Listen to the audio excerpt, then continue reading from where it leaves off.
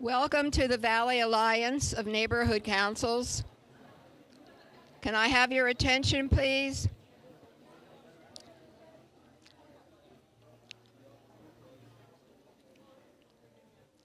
The Valley Alliance of Neighborhood Councils is now in its 16th year. It is the oldest and the largest neighborhood council alliance in the city. You can't hear? Where's Ron? Why isn't this working? What? Oh, there's music playing?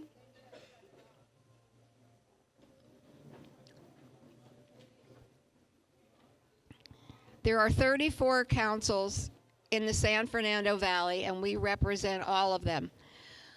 I want you to know that tonight we have 32 councils represented. Give yourselves a big hand.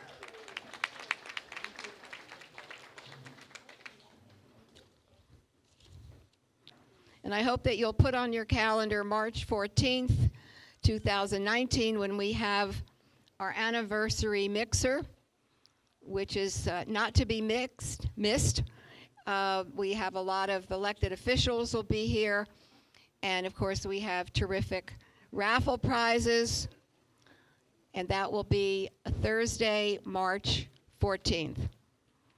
I want to introduce a couple people before we get started with the ballot props. Joy Atkinson is here. Stand up, Joy.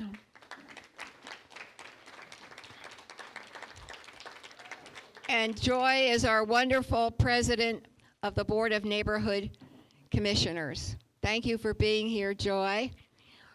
And the vice president is here, Eli Lipman. Thank you.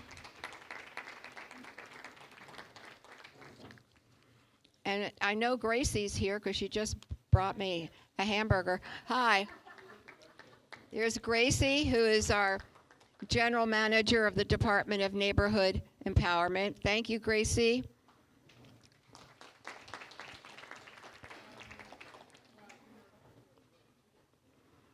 Is Sami Park here? Where is she? Okay. And Kathleen Quinn. I saw her, I thought. Okay. Hi, Kathleen. And our city attorney for neighborhood councils, Elise Rudin. Thank you very much. Tonight we're having a forum to discuss the ballot initiatives, the ballot measures that are on November's ballot.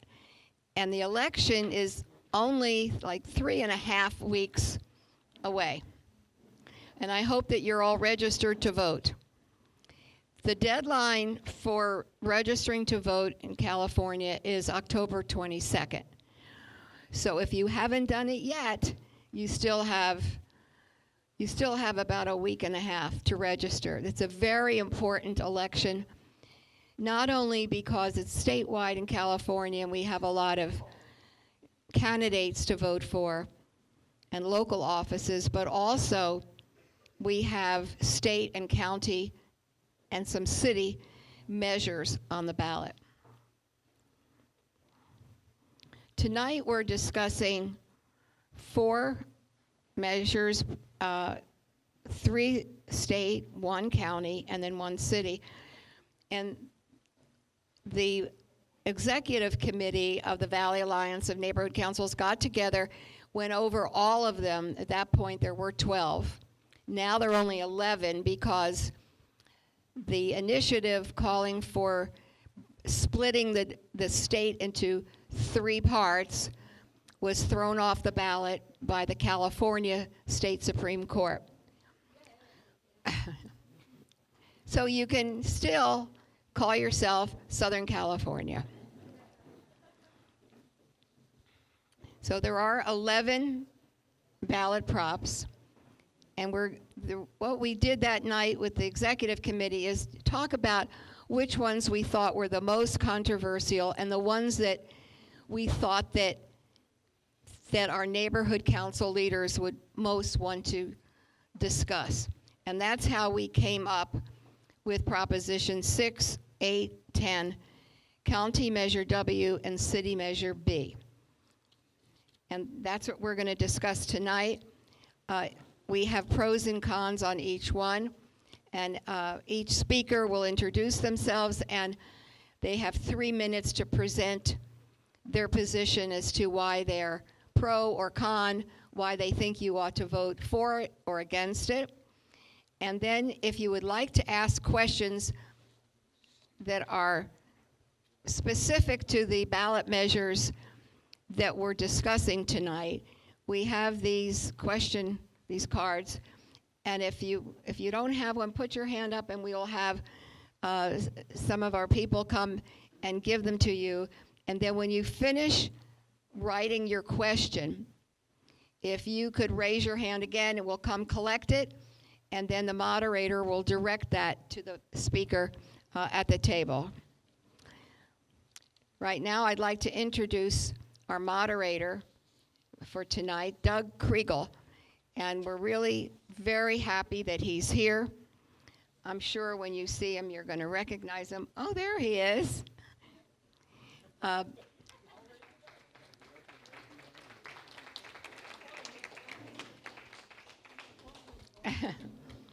Doug Kriegel was on NBC4 for many years. He was the political reporter, the money reporter, and what else, Doug? A whole lot of things.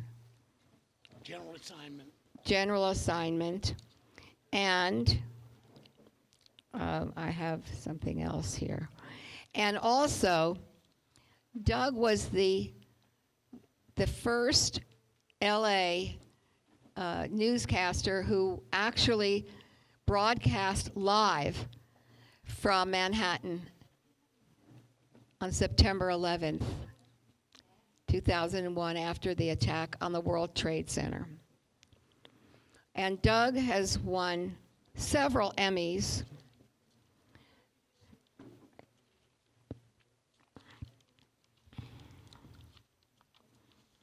I have them all listed here.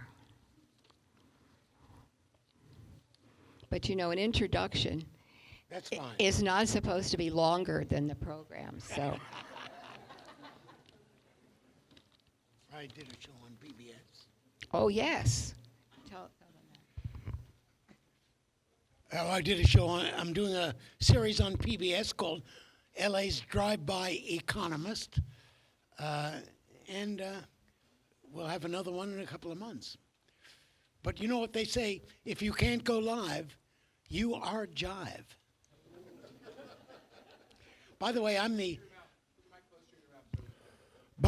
the backup host here tonight. The person who was originally asked to be the moderator couldn't make it. Kanye West had to meet with President Trump.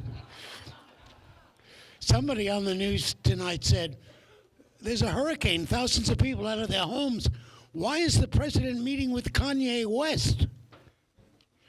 Kathy Daliani, only kidding. And what was the answer? Well, they were just a rhetorical question. Anyway, Tip O'Neill said all politics is local. And it's true, you're certainly proof of that. What a fantastic turnout tonight when you consider the distractions. 350 cable channels, 8 streaming services, 7 broadcast networks, Lady Gaga in the movies, and look at this turnout. Unbelievable. Anyway, why don't we just start by the first proposition we're going to talk about, maybe the hottest one on the ballot, the gas tax. So we're going to have pro and con. Each speaker will talk for 3 minutes. And then there'll be a time to ask questions of each speaker, if there are any questions. All right? So let's start with the gas tax. Proposition 6, we have 2 speakers. Yes, Ron. Oh, further away. Okay. Sorry about that.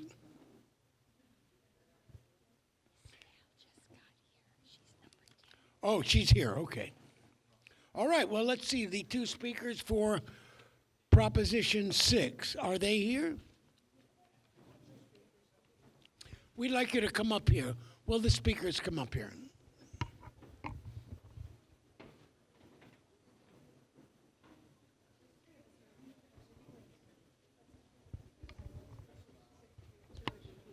How's that?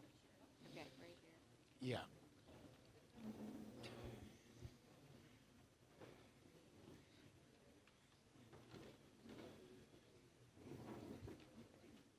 We have two people here for Proposition 6, really the hottest issue on the ballot. Oh, we have three.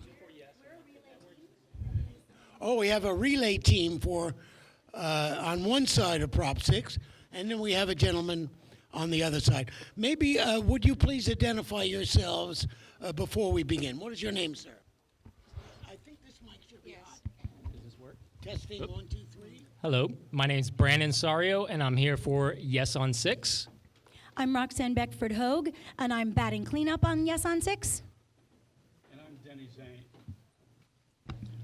Denny Zane. I'm strong enough to do my own lifting for no on 6. Feedback. Turn it on. You get bad feedback if we have to turn them off the minute we talk.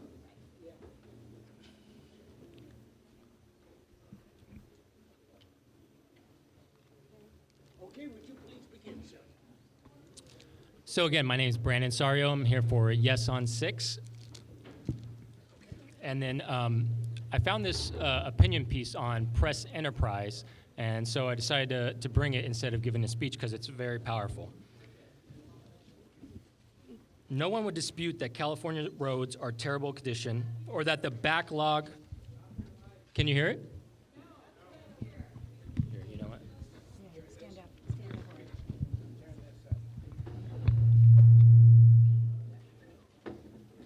My sound check is always good. Can you hear me now?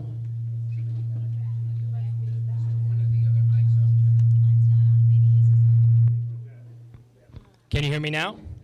Okay.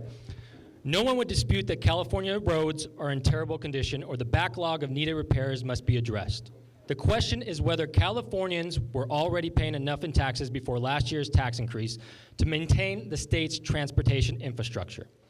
In April 2017, we gave a reluctant support to the governor's proposal to raise the tax on gasoline, diesel fuel, and vehicle registration, the gas tax, SB1.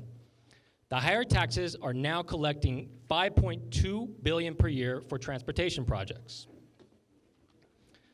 We noted at the time that state leaders had ignored basic road, highway, and bridge maintenance for too long while spending our taxes on less vital priorities. We recommended that if voters didn't like the way politicians in Sacramento were spending their money, they should vote accordingly, and they have. Nearly 1 million voters statewide signed petitions to put the repeal of the tax increase on the November ballot. It's Yes on 6. Voters in Senate District 29 recalled Josh Newman from office over his vote for the gas tax. This taxpayer rebellion is an indication that many people are struggling with the high cost of living in California. The gas and vehicle taxes are regressive, falling hardest on those least able to afford them. Working families that need their cars to get to their jobs, often located at significant distance from their homes, like myself. The tax increase on diesel fuel also hits those least able to bear the higher costs, raising the price of everything that's moved by truck in California, including food. Proponents of SB1 argued that the cost of repairing vehicle damage from potholes and broken roads was greater than the cost of the tax. But this argument was disingenuous. Much of the revenue from the tax increase is going to projects that don't fix potholes or cracked pavement. For example, the list of projects funded by SB1, including $3 million for Santa Monica to purchase 10 zero-emission vehicles, and instead of canceling the high-speed rail, the state has allocated $875 million for Metrolink rail projects that are consistent with 2018 state rail plan and future high-speed rail. This shows us that even the higher taxes, the roads will not be repaired unless politicians prioritize spending to meet this critical need. We understand why voters are angry. The gas tax was not necessary to fix roads. The state's budget has increased from $86 billion in 2011 to nearly $139 billion this last fiscal year. but money was not allocated to this vital public safety need. The state could dedicate all gasoline, diesel taxes, not just this revenue from the tax increase, to the road, highway repair, and can use cap-and-trade funds for transportation projects as well. Currently, 25% of cap-and-trade funds are spent on the bullet train. That's not the way to prioritize spending. Prop 6 repeals the gas tax and requires voter approval for future gas and car taxes. It deserves a yes vote. They were a yes on the tax increase, but they saw what happened, and now they are a yes on 6 to repeal the gas tax, because once you repeal the gas tax and vote yes on 6, we have a say again on gas tax increase. So even if you're for the tax, repeal it, and then we can vote on it as voters and constituents. Thank you. Thank you very much, sir. And can we hear the other side now, sir? The no on 6, on the gas tax. Hi there, everybody. How am I doing in this microphone? My name is Denny Zane. I'm Executive Director of Move LA. You may know of Move LA because we brought you Measure R and Measure M in 2008 and 2016 that voters approved by 67% and 71% here in Los Angeles County. With it, we are building what will be, I think, the world's most modern transit system, really something we have needed here in Los Angeles County for a long time. We've known and we've been, I think, pilloried as a community for having one of the worst transportation systems in the world. Perhaps that was a deserved judgment, but no longer. We are heading toward truly modernization of our transportation system. One of the things, however, that we haven't yet been able to do is have the resources also to properly maintain the streets, roads, and highways and bridges of our county. We were ranked next to San Francisco Bay Area as the worst ranking street maintenance in America by a national research organization in Washington, D.C. We have a lot of work to do. SB 1, the bill which provides the funding, $5 billion a year statewide, over $50 billion over a decade, to help address a $130 billion need, is the resource that can help modernize. We will be modernizing our transit system, and we will be repairing our streets, roads, and highways. About half the money will go for local streets and roads, and the other half go for state highway systems. The Riverside Press Enterprise editorial there apparently had no effect upon the Riverside County Chambers of Commerce, because they recently voted to approve, to go no on Proposition 6, precisely because they understand that the suggestion that we can simply shuffle everything around in the state budget in order to pay for it is an unrealistic proposition. We already have a state that's been cutting budgets for decades, since Prop 13 back in '78. We've started to grow again after the recession, but more than 60% of our funding on the state level goes for education, and we still rank 41st in the nation in per pupil spending. It is a canard to suggest that someone can just, it's really easy to say, but a canard to truly suggest that they could simply just shift money around in the budget, because there has been a lot of cutting. I remember a governor, Republican governor recently, who said they were going to find the waste, fraud, and abuse in the state budget, and brought in an expert to do that, and we never heard of any waste, fraud, and abuse from that effort. Thank you.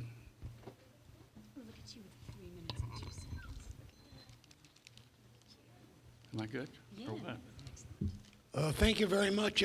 Any questions? Anyone in the audience have a question about? Oh, all right. We do have a couple of questions that we'll ask the the presenters on the gas tax. Here's one question: the state has 50% more money now than in 2010. Why don't you budget for safe roads first, instead of more welfare programs? Who would like to address that question? Please tell us your name. I'm Roxanne Beckford-Hogue, and I'll address it, and then I'm sure Danny would like to say something. Why doesn't the state do the job it's supposed to do? The way we see it, the state government has one overwhelming responsibility to its citizens, and that is public safety. The second one is infrastructure. State of California has done neither over many, many years. We do not have a revenue problem. We have a spending and allocation problem. The fact remains that we have a looming well over 200 billion, that's with a B, folks, a billion public pension liability problem. Say that 3 times fast. And one of the reasons for the gas tax passing was to plug that hole. The gas tax did nothing to actually add any lanes to any of our roads, which would solve a lot of our problems. Anyone who wants to talk about waste and fraud can see me. We have well north of the quantity of people that you would think we have, earning well over $100,000 in our little transportation system to drive buses. I know that a lot of people talk about how we have a bad transit system here in California. What we really need is trains. We need to take out Van Nuys Boulevard and replace it with a train, and we need to go on road diets and get people out of their cars. I have 4 kids. I'm not putting my kids in a Lime scooter to take them to the doctor or to school. I would say I don't want to go just from point A to point B. I'd like to go to point C through Z as well. Thank you. Thank you very much, Roxanne. Denny, would you like to comment? Well, of course, we are, in fact, locally investing heavily in our train system. In fact, we are building a light rail program system up Van Nuys Boulevard. In fact, SB1 money just recently this year was devoted to accelerating that train up Van Nuys Boulevard, as well as the bus rapid transit system running from the San Gabriel Valley to the San Fernando Valley, as well as the 5, as well as multiple other projects in this community that will not happen without this funding. California's priorities have been, and the biggest part of the state budget has been, public education and health and welfare. And surely, we have a serious homeless crisis. For someone to suggest that the state is not doing enough when we really should be doing much more in the area of health and welfare, I think is quite unfortunate. I don't share those sense of priorities. Seems to me that we can have a civilized community and our infrastructure as well, and that the small price that we're asked to pay to implement SB1 that Prop 6 would repeal is not a great imposition upon any of us. I calculated for me what it would cost me in a year, about $85 over the course of a year, $7 a month. I think that's a very small price to pay for a well-maintained system and the additional funding for transit that SB1 provided that Prop 6 would repeal. Thank you, Denny. It's a hot issue. We've got a bunch of questions. Here's an interesting one. What are your thoughts on Caltrans contractors handing out no on 6 flyers on Route 78 while on the taxpayer's clock? I'll let you take that. Go right ahead. Ooh. Well, I don't know whether that's I guess we should say allegedly handing out. yeah. Allegedly handing them out. Roxanne, would you like to comment on that? I'll let Denny go first. All right, Denny. Well, if they are actually on the clock at the moment, it's an inappropriate thing. Of course, when they're off the clock, they are perfectly entitled, like all citizens, to contribute to the debate. If they were on the clock, they shouldn't have been doing it. If they're off the clock, it's their right. I'm Roxanne? glad you agree on that. As far as we can tell, they were on the clock. There's a lot of evidence. Again, I have it with me, and it's also available at the website gastaxrepeal.org and reformcalifornia.org. All the materials in these neon blue and yellow Warriors colors.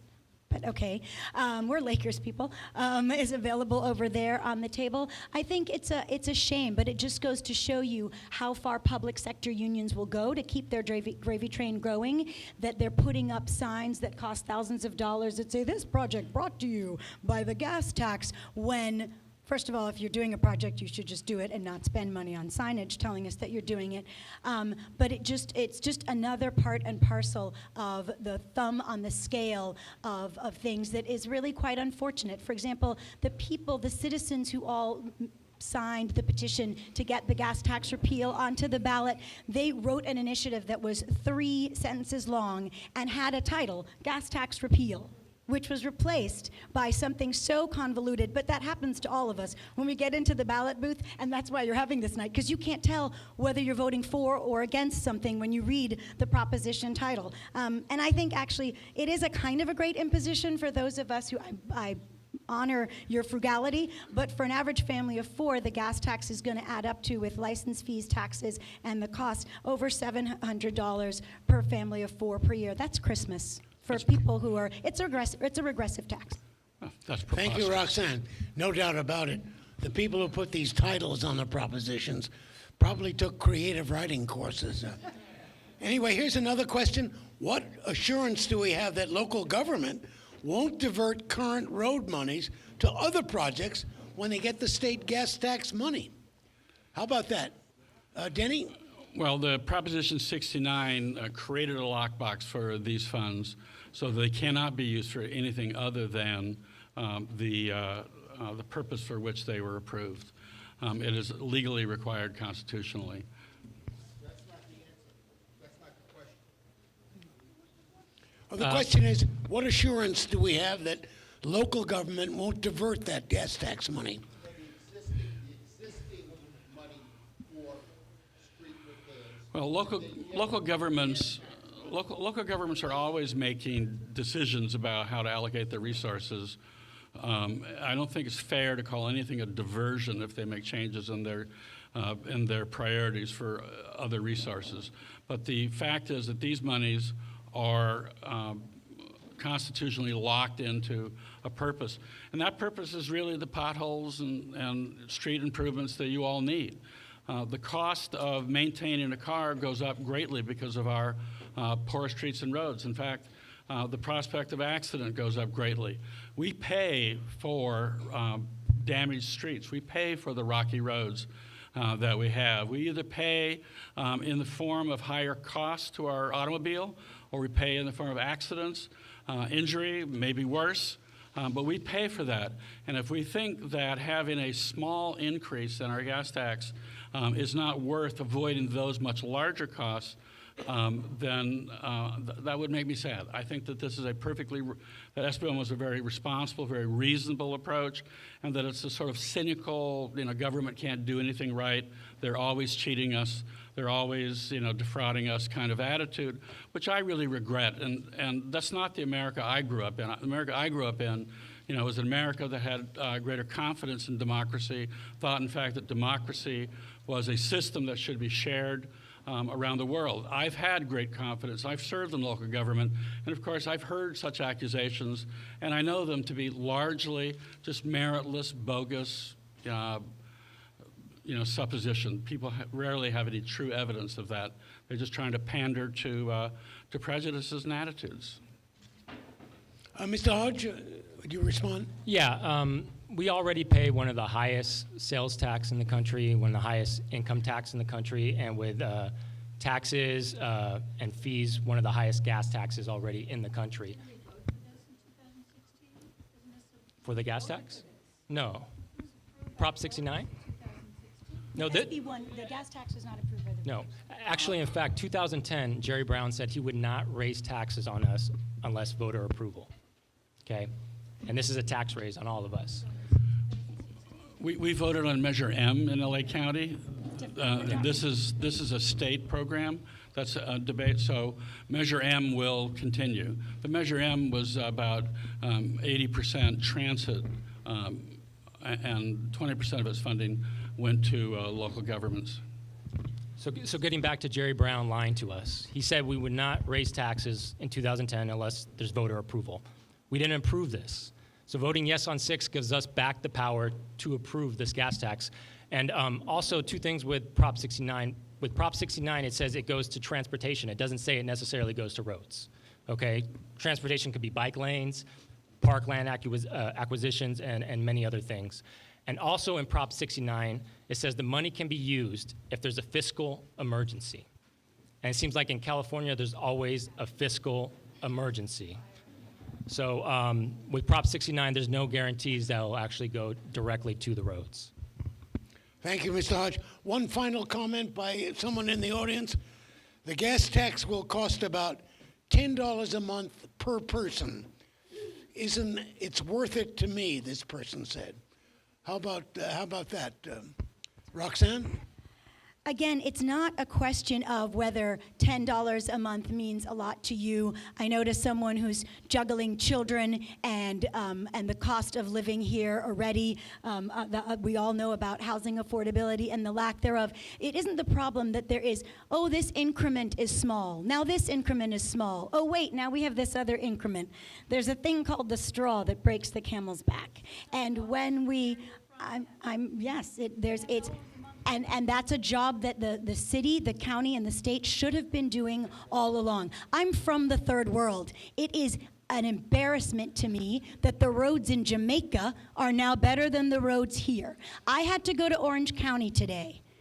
I all the way down till I get to the line, and then it's smooth sailing once you hit Orange County.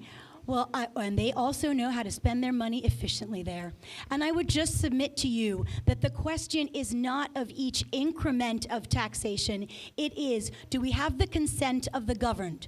Are we doing what we, the people, say? And what happened was with the gas tax, we were told that there wouldn't be taxes. And just to add on to your question, we were told that lottery money would go to the schools. And so then they take out the money and say, oh, the lottery money is now at the schools, but we're using this other money for pensions. So no, there's no guarantee. It is a giant bucket of slush up there in Sacramento. And I will say that as a new American citizen, that is an unfortunate use of a lot of government money. They're not Ross shoppers like I am. They seem to spend a lot more than you and I can get things done for. Well, Thank you. I How must about you, confess. Denny? Yes. First of all, I think the $10 a month is an accurate judgment of the cost of this measure. As I said, excuse me, I didn't interrupt. $7 a month is what I expect that I would pay. And yes, it is absolutely true that it would cost $600-700 or more for front-end alignment if you had to repair your vehicle. I'm sorry about the road conditions in Orange County. Perhaps they need a little additional funding that SB1 would provide that you, with your repeal of SB1, would jeopardize. I don't share the cynicism about governments, about local governments. I trust democracy. I believe that people make smart choices. Indeed, we made a smart choice when the legislature was required to have 2/3 vote to raise revenue, and that's what it took. It took 2/3 vote to adopt SB1 and raise the revenue to do it. That's a supermajority. It had been decades and decades since we had been able to do that in California because of that supermajority requirement. Now we've got an opportunity that'll cost us very little to make sure that along with Measures R and Measures M that we voted on here, that with SB1, no on 6, we are able to provide the kind of modern transportation system, and visitors or new citizens from any part of the world will come and they won't have such a rocky road. Well, that's all we have for Proposition 6. Thanks very much for an interesting discussion of the issues. I hope you found it helpful. Thank you, Roxanne Hoge and her husband.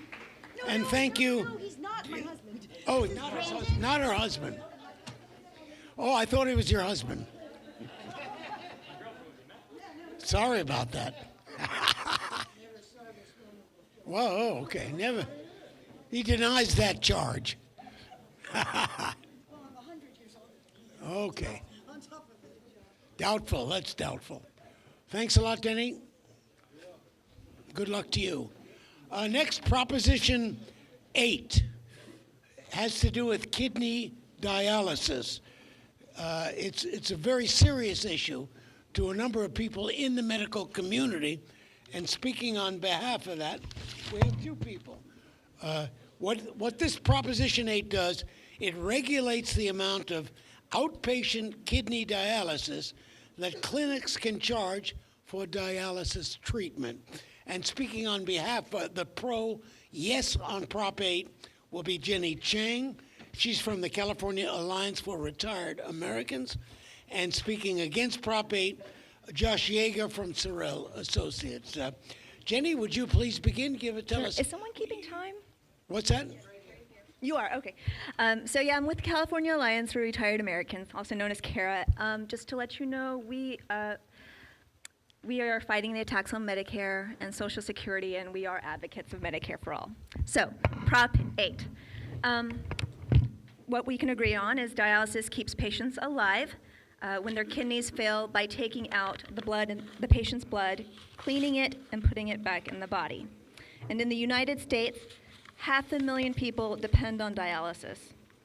And two big corporations, Fresenius and DaVita, control more than 75% of the market. It's practically a duopoly. In California, they control 72% of the market. It's very corporate. These are highly profit-driven companies. So patients and caregivers, their reports, I'm not with SCIU, I don't work for a union even, but I've heard the reports myself where patients and caregivers are saying that there are sanitation problems, including bloodstains and cockroaches. I've heard ants and rats. And the lack of proper sanitation, as you can imagine, we're dealing with people's blood. It's, risk for high infection rates. This is not something you will hear the opposition talk about. Big dialysis corporations. You feel good about it? So these dialysis corporations, they're making literally billions of dollars a year. I believe $4 billion was the last amount I read. And the average profit margin for DaVita and Fresenius clinics in California is 17%. Okay, 17% is more than 5 times as high as a profit margin for the average California hospital. It's incredibly high. It's a lot of money to make off of vulnerable people. And they spend lavishly on executive pay. This is including things like private planes. And all of that goes into, we're paying for it. How are we paying for it? Maybe you're not getting dialysis. But dialysis companies charge, you know what? Let me start by telling you. Japan, in Japan, they pay, for the average patient a year, $43,000. $43,000 a year for the average patient. And in Canada, our neighbor, is $60,000 a year. In the US, we're talking private insurance, people with private insurance being charged an average of $150,000 a year for treatment. That's for what it actually costs in this country, 350% markup. So Proposition 8, we're talking about increasing transparency, and we don't want them making more than 15%, right, above the amount of what we actually spend on patient care. And we're looking at allowable costs. And we can talk more about that later. This has been endorsed by the California Democratic Party, California Labor Federation, LULAC, SCLC, and a host of other community organizations and unions. Thank you.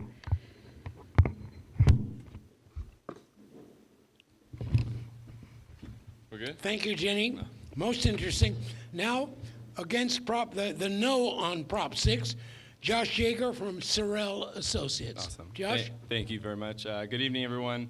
Thank you for the opportunity. Prop 8, I'm sorry. Prop 8. Thank you for allowing me to present to you guys today and inform you a little bit more on Prop 8. I know there's been a lot of messages going around on both sides. What I can say is that this prop is described in about 2 words, uncertain and dangerous. It's going to lead to dialysis closures, which will make it harder for dialysis patients to get the life-saving dialysis treatment that they so seek and need. I'm not familiar if a lot of you understand.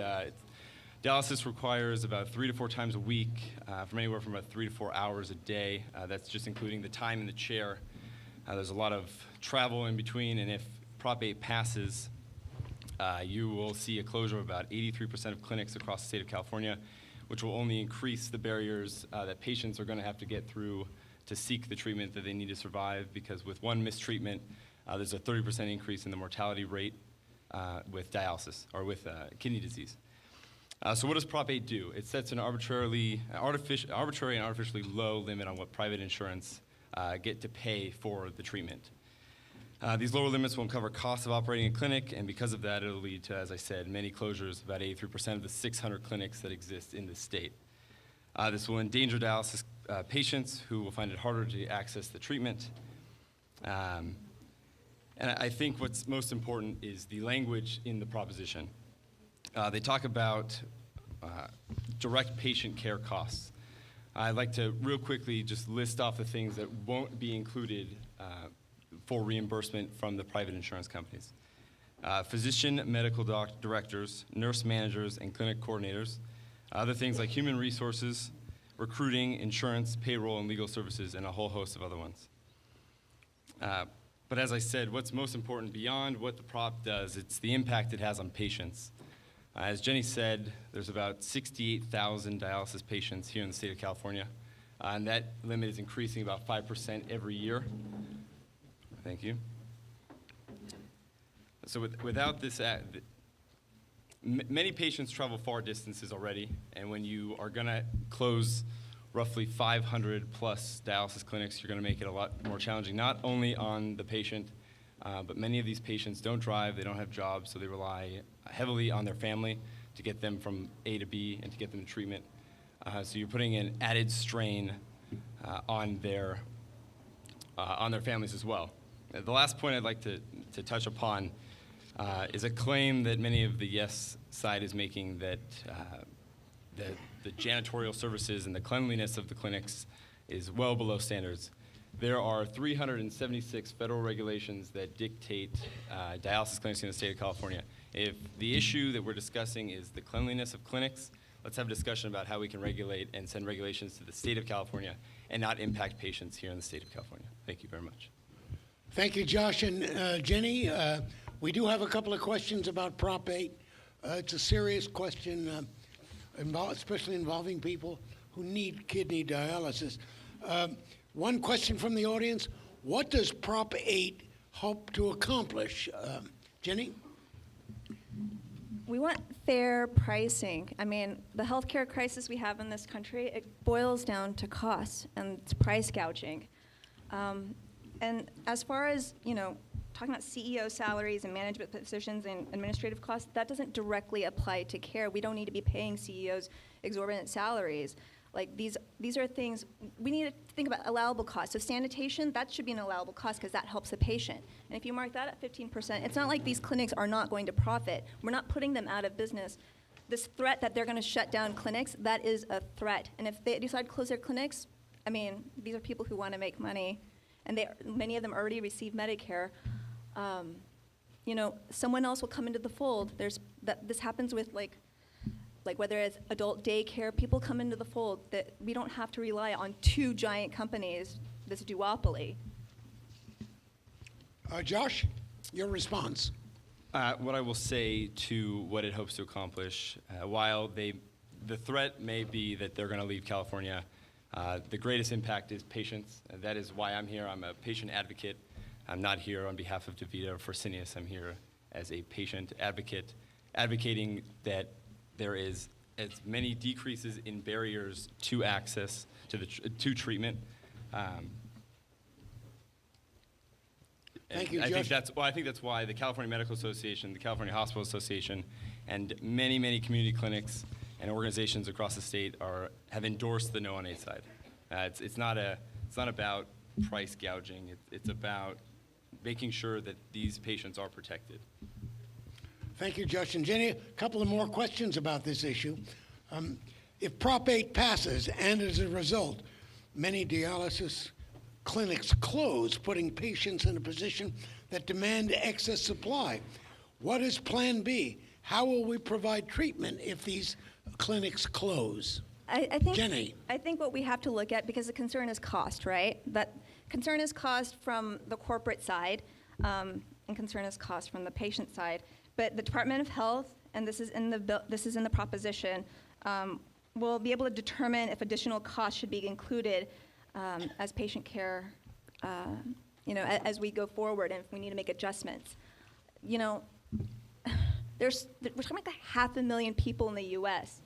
It's not like these companies are going to make money. Maybe you won't have the exorbitant, high lifestyle for the CEOs or the VPs, or that trickles down. But healthcare shouldn't be this immoral, profit-driven, enterprise. We need to rethink how we approach healthcare in this country. I mean, the stats I gave you for Japan, Canada, there's so many I can name in first world countries where they're paying half the cost we do in this country. We need to wake up and not be fear-mongered into thinking, oh, we're going to enter worse crisis than we are now. No one is copying our system.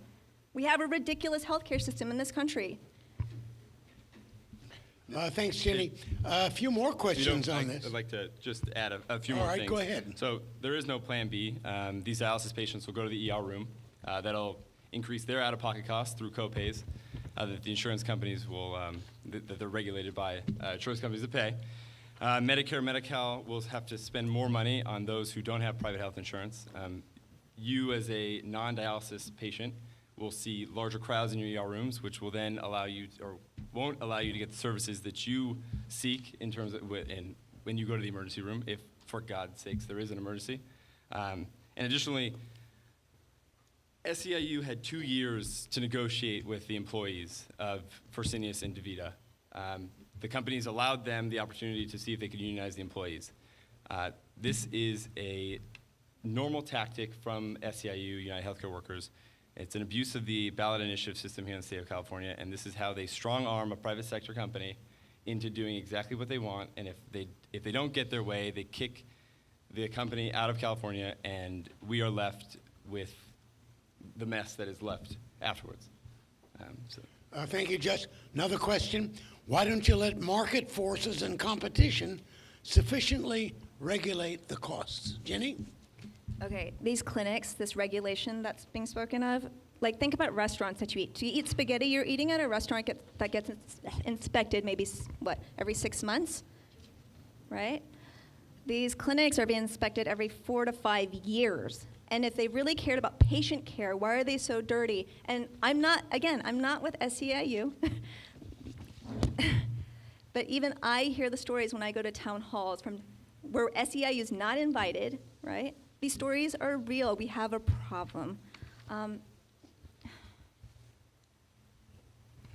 sorry. Yes. The question was about market forces. So, okay. We have so many patients who need dialysis. If you decrease costs and they want to leave the market, it leaves, you can say free market, somebody else will come into the fold, right? Nonprofits, there are many nonprofits, if you look at Germany, that are in the healthcare system. It doesn't have to be this way, because clearly this corporate system is not working. We're paying out of pocket. They raise our premiums, deductibles, and co-pays every time they have to charge $150,000 for a dialysis patient every year. That's coming out of our pockets. I don't get covered California. I'm paying $600 out of pocket for insurance with Blue Shield. And to hear this kind of report from Blue Shield, where it takes over 3,000 members to pay for one dialysis patient to recoup costs. Thank you, Jenny. Judge, your comment? I think we have allowed market forces to dictate the price of dialysis. That's the way it's been since I believe they've been created. I think to the point that every 5 years they're under some sort of California regulation, some kind of, what you say, restaurant public health check. That's a separate issue. That's something that we can further discuss about how we can get California to further regulate dialysis clinics. But at a federal level, like I said, 376 separate regulations, and on top of that, they're being graded separately on quality measurements and patient satisfaction scores. So the federal level is doing a fantastic job of regulating the dialysis clinics. It's the state that we now need to discuss and have an issue and have a conversation with to address this issue of cleanliness in clinics. Thanks, Josh. Important medical issue to be decided by the voters, which is a tricky question. Here's an opinion from someone in the audience. Call me cynical. I think most of the facilities are probably owned by doctors.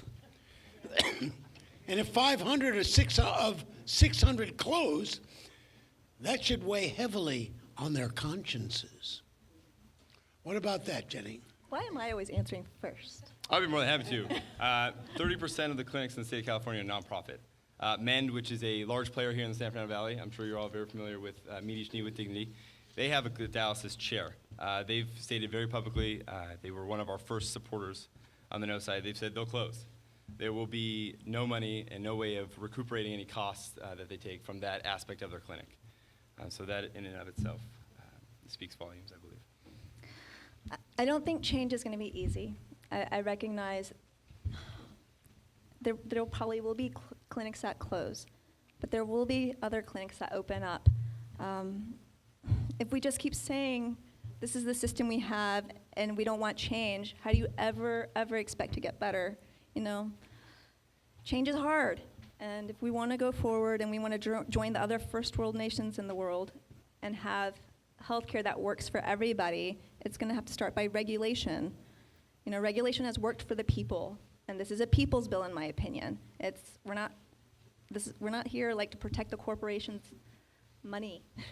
But when we play with patients' treatment, I think there needs to be a plan B if the worst case happens that these clinics leave the state of California. There needs to be a plan B, and in the proposition, there is no language that sets forth any plan to solve the issue that we'll be left with. Finally, this comment from someone in the audience. If you restrict incentives to these centers, there'll be less of the resource available, less dialysis centers. Jenny? Okay.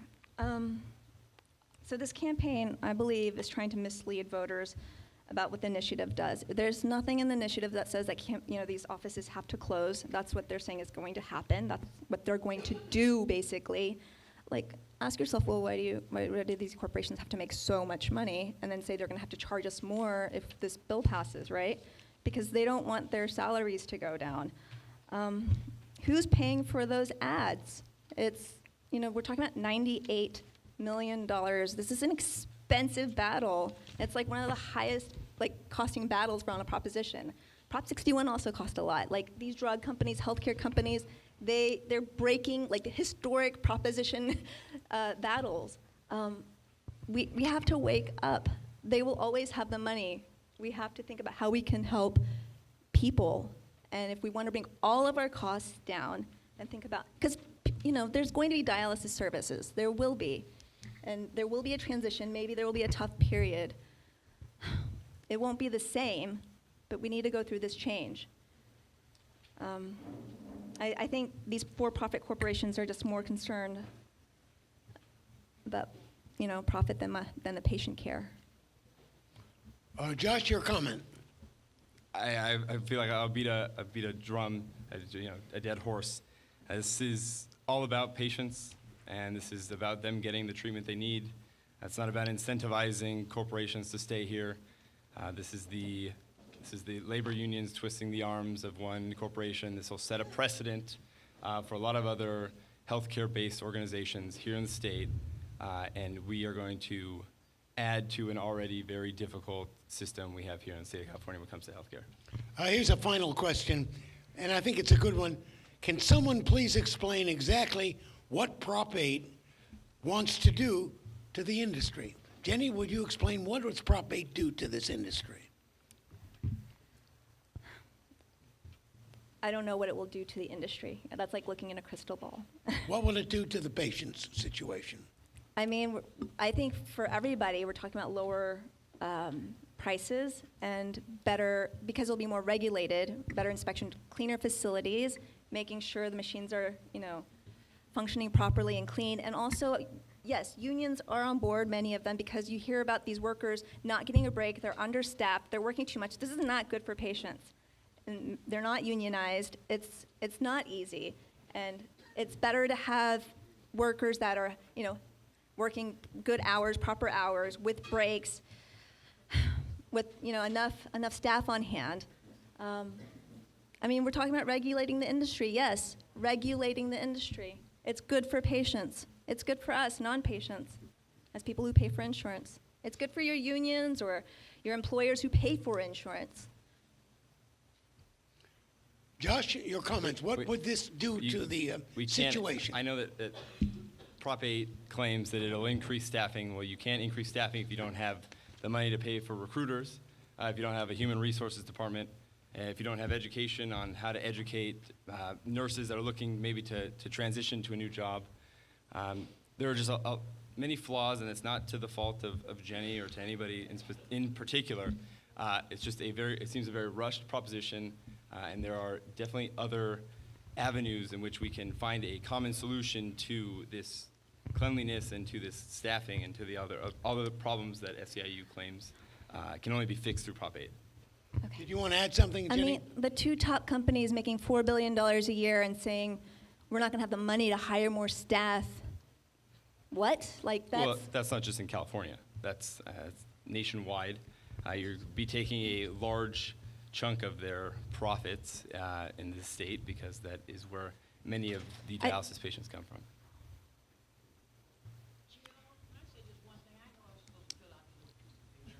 But I got so stressed for many years, and I left the legislature 20 years ago. So 20 years, there's been a problem with these dialysis centers. I used to go and visit them with my former boss, Assemblywoman Woodmore. They were dirty, and they weren't having, the patients weren't getting the treatment they should get, and the workers weren't getting paid. And this was a problem 20 years ago, and nothing had happened in 20 years except for everything to get worse. I love Joe Terrell's organization, by the way. That I learned a lot from Joe and Hal Dash when I was working in politics. It's still there. And Hal is still there. hired you to put some money into their dialysis centers to me. And I was just so upset and emotional about all the patients that I have met over the years who have not gotten the service at these dialysis centers. And the centers that I'm talking about, I don't know about out in the valley, but I'm talking about South Central LA. I visited South Central LA, and there were a lot of centers that opened up. Folks started these businesses and thought they'd make a lot of money, so they opened it up, and they didn't pay their workers anything, and the places were dirty. And they didn't improve, and it hasn't changed in 20 years. This is the first bill that I've heard, the piece of legislation, or ballot measure, that at least will address the problem. And I think asking companies not to make any more than 15%, we do that for nonprofits. We ask them not to spend more than 15% on their administration. And I just think that companies, I think that's a big boondoggle that, they're going to all leave and all these dialysis patients won't have a place to go. There'll be plenty of companies that come in to take care of that business. I just got distressed. Sorry. Thank you very much for the background on that. It's a very tough issue, and nice to have Jenny and Josh up here giving us their views. Thank you very much for, Thank you for your view on this. You've obviously had some experience with it, and it was interesting what you had to say, that things haven't changed in 20 years. Maybe is this proposition going to be the answer? Well, it's a tough one to vote on, I can tell you that. If you don't know the issue, it's unusual to have an issue like this. Personal health, people's personal health. Okay, now we go to a very hot issue, rent control. Okay, Proposition 10, it will repeal state law restricting rent control policies of cities and local jurisdiction. Rent control, a lot of money's been put on Proposition 10, and we're going to hear the pros and cons of Prop 10. We have two excellent speakers on this.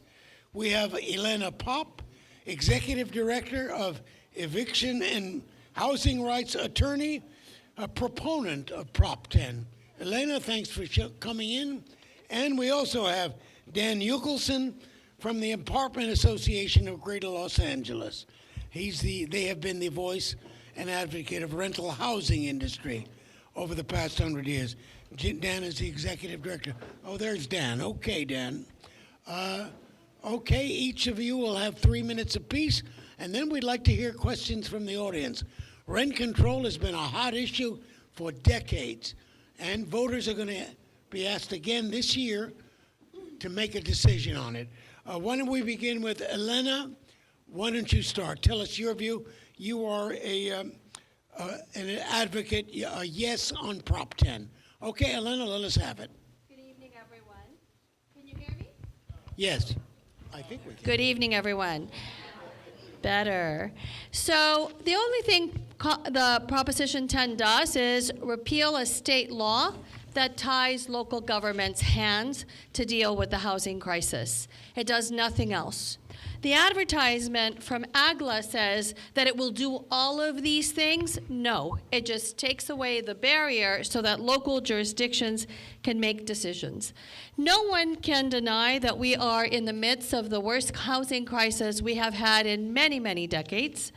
The LA Times reports that if there's an average 5% rent increase in the city of Los Angeles, 2,000 more people become homeless. Rents went up 85% From 2000 to 2016, income went up 43%. And 1 in 3 households is paying over 55% of their income in rent. Our federal government says that if you're paying more than 30% of your income in rent, you are rent burdened. Prop 10 is not the overall solution to the housing crisis. We definitely have to build more affordable housing. We have to do a lot of things before we solve our housing crisis, but we are losing units every day. At my office, I see 20 to 40 people a day coming in with huge rent increases, $500, $1,000 on a 60 days notice. I'm helping a woman right now. I'm not exactly sure how I'm going to help her, but she lives in Glendale, 42 years, no rent control, $500 rent. Her landlord passed away, kids took over, raised her rent $1,000 a month. Her income is $968. Obviously, she cannot pay that. Production costs $100,000 in land costs alone per unit. We have to preserve units, or we will have more homeless people on the streets. The ads from the opposition are extremely, extremely deceiving. They have veterans talking about how it will harm veterans. It's not going to harm veterans. It's going to help veterans, many of whom are on benefits and severely rent burdened. The opposition is doing this extreme voter suppression, including issuing rent increases and telling their tenants if Prop 10 doesn't pass, maybe we'll take the rent increase away. That is plain old illegal. I have handouts. They include this little card that gives you places where you can go get more information. Also, a legal resources for tenants. Every neighborhood council should have these at their meetings. And this is the master of it in case you want to make more copies of it. And I urge you to please vote yes on 10 and to volunteer. I have volunteer sign-ins as well at the table. Thank you so much. Elena, thank you very much. Now let's hear from Dan Eukelson, representing the Apartment Association. Dan, go ahead. Good evening, and thank you very much. There's no doubt about it. There is a housing crisis here in California. We do not have enough housing units for everybody. However, Prop 10 is absolutely not the answer. What Prop 10 does is it repeals a bipartisan 1995 state law called the Costa-Hawkins Rental Housing Act. What Costa-Hawkins did is it provided certain exemptions from local rent control. It exempted single-family homes and condominiums from being under rent control. So those of you who own single-family homes or condominiums, if your plan one day is to rent those houses to support you during your retirement, to support your health care, your assisted living, you could be under rent control and your retirement income could fail to keep up with your medical costs, which are increasing quite farther than your rents would be able to raise. Also, what Prop 10 does is it exempts newer construction. Who's going to build new houses in the state of California if they're built to be under rent control? If there's no incentives for builders, they aren't going to build new houses. It's going to put what the majority of owners in the state of California, and over 80% are mom and pop owners like myself. I own 2 4-unit buildings. It's going to put a lot of us out of business. If there's no incentive, if there's no profit incentive involved, property owners are merely going to exit the business. They're going to convert their rental housing into condominiums, Airbnbs, or other uses. Prop 10 could have devastating effects on construction. Some economists have estimated that 30 to 50,000 jobs would be lost. Our own independent state analyst has come out and said we would lose hundreds of millions of dollars in local revenue. Prop 10 will drive your property values down. It'll reduce property taxes, and the only way local governments will be able to make up that revenue is to tax us more. It will be a disaster for the state, and it's terribly flawed. What a lot of people don't realize about Prop 10, it comes with a couple of other interesting angles. Section 10 in Proposition 10 requires our state attorney general to defend any challenges to Prop 10. This could cost us taxpayers hundreds of more millions of dollars. Whether the state attorney general, and again, he's our elected official, we give him discretion on which legal battles to fight. If he decides not to fight it, we have to pay the proponents legal fees, whether they win or lose the lawsuit, to defend Proposition 10. That would be a disaster. And even worse, if there are unintended consequences from Proposition 10, which invariably there will be, it takes a 2/3 vote of both houses of the state legislature just to amend it, or it takes another vote of the people. Good luck doing that. Prop 10 is terribly flawed. Vote no on Proposition 10. Thank you, Dan. Thank you, Elena. A lot of questions on rent control. Not surprising. Sure, feel free to bring it up. Dan, one question. One person asked, what is the possibility if 10 passes, landlords will immediately raise rents astronomically before it goes into effect? What about that, Dan? You know, the one thing about landlords, and you know, I know we're painted as these big corporate giants with huge balance sheets. We don't even like to use the word landlord anymore. You know, anything with lord is bad in it. Drug lord, warlord. We like to call ourselves rental housing providers today, just to be PC. But nobody who owns property, and you know, and again, the majority of rental housing providers in the state of California are mom and pops like me. In fact, our 10,000 member association, out of our 10,000 members, 75% of our members own 5 or fewer units. We are just people who have made a passive investment in real estate. We didn't want to trust our money in stocks and bonds in Wall Street. And look, I bought my properties merely to fund my retirement one day. I hope to retire in the next 5 or 10 years. I really do. But no property owner is in the eviction business, and the last thing we want to do is price out our tenants and lose them.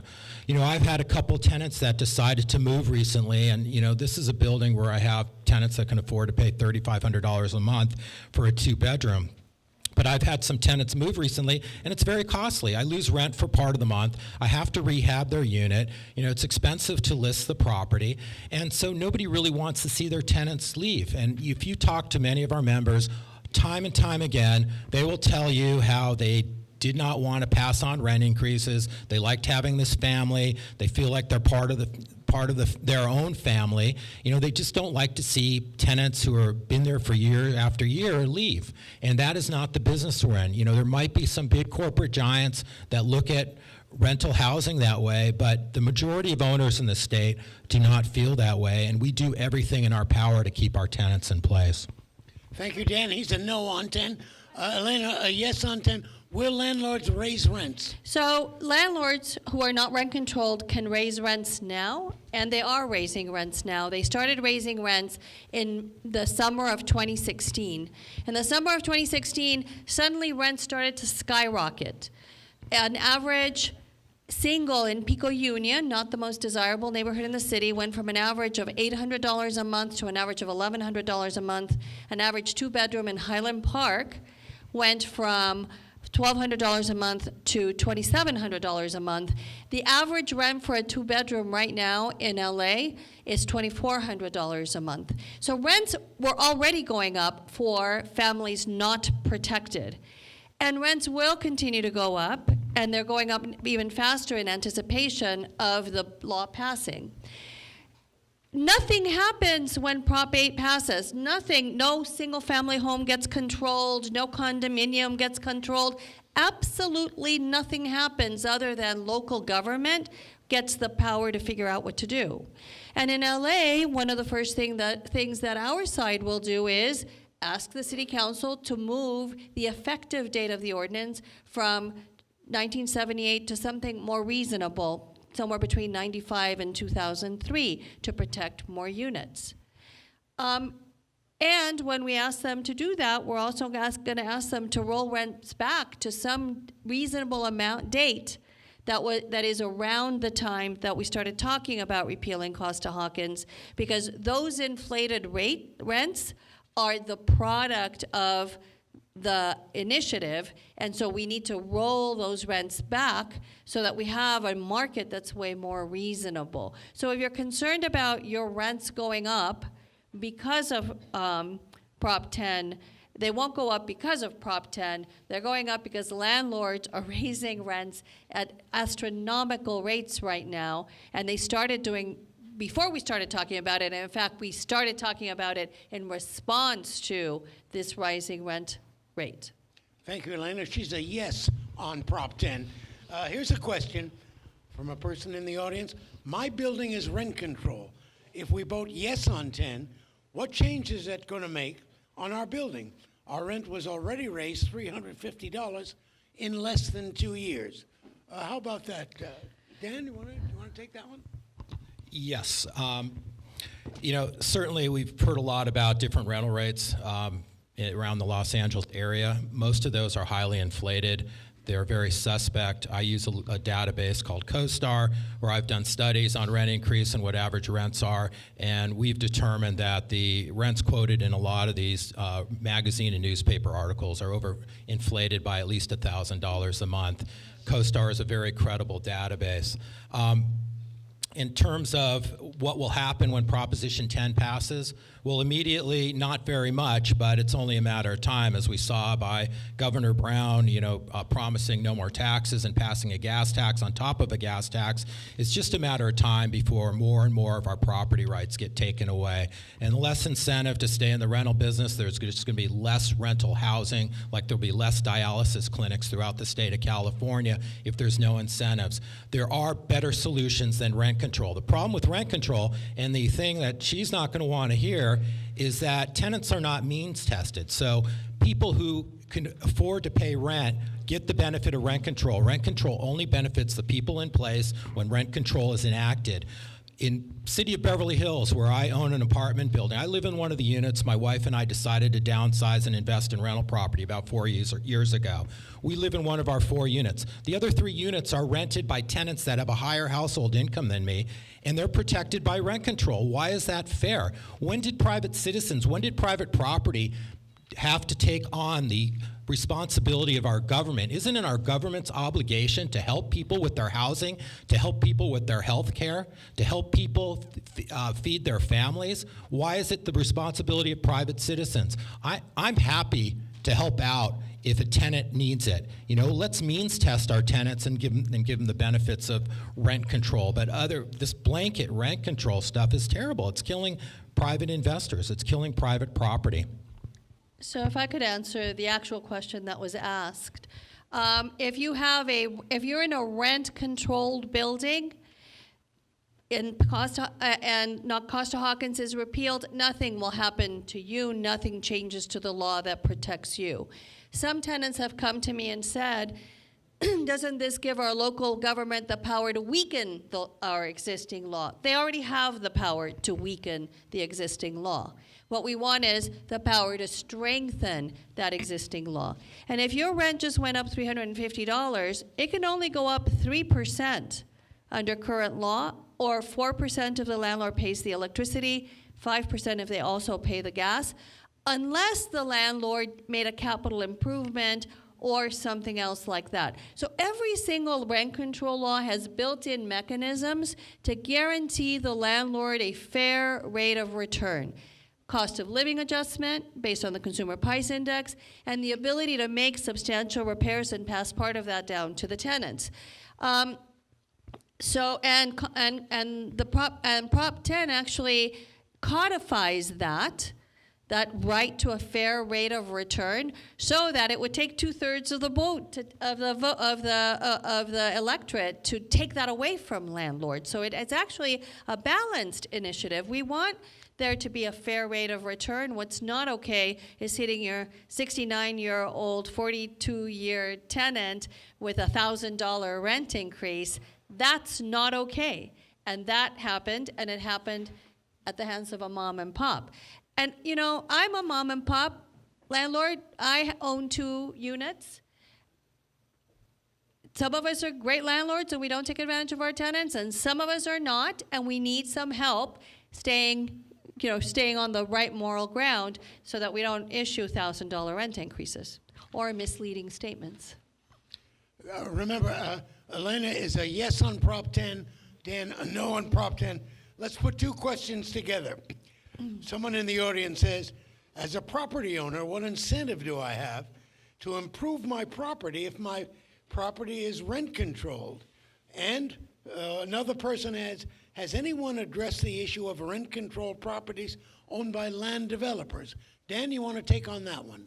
Sure. One of the other problems with Proposition 10 is it eliminates what we have now as vacancy decontrol. So when you own a property in a rent-controlled area, the only way you can subsidize your below-market tenants under rent control is when your tenant moves out, you're able to raise your rent to market.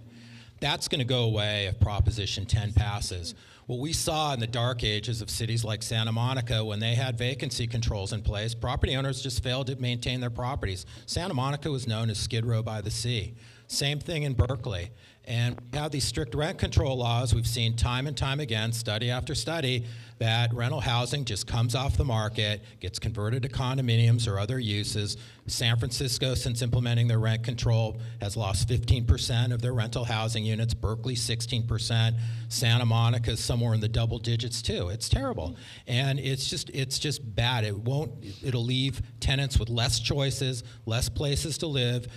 You probably have heard stories about New York City where you have to pay a huge bounty just to get into an apartment. You got to pay some broker thousands of dollars to get in an apartment. You move in. The landlord has not done a thing. It's going to be you, the tenant, replacing the carpets, doing the painting.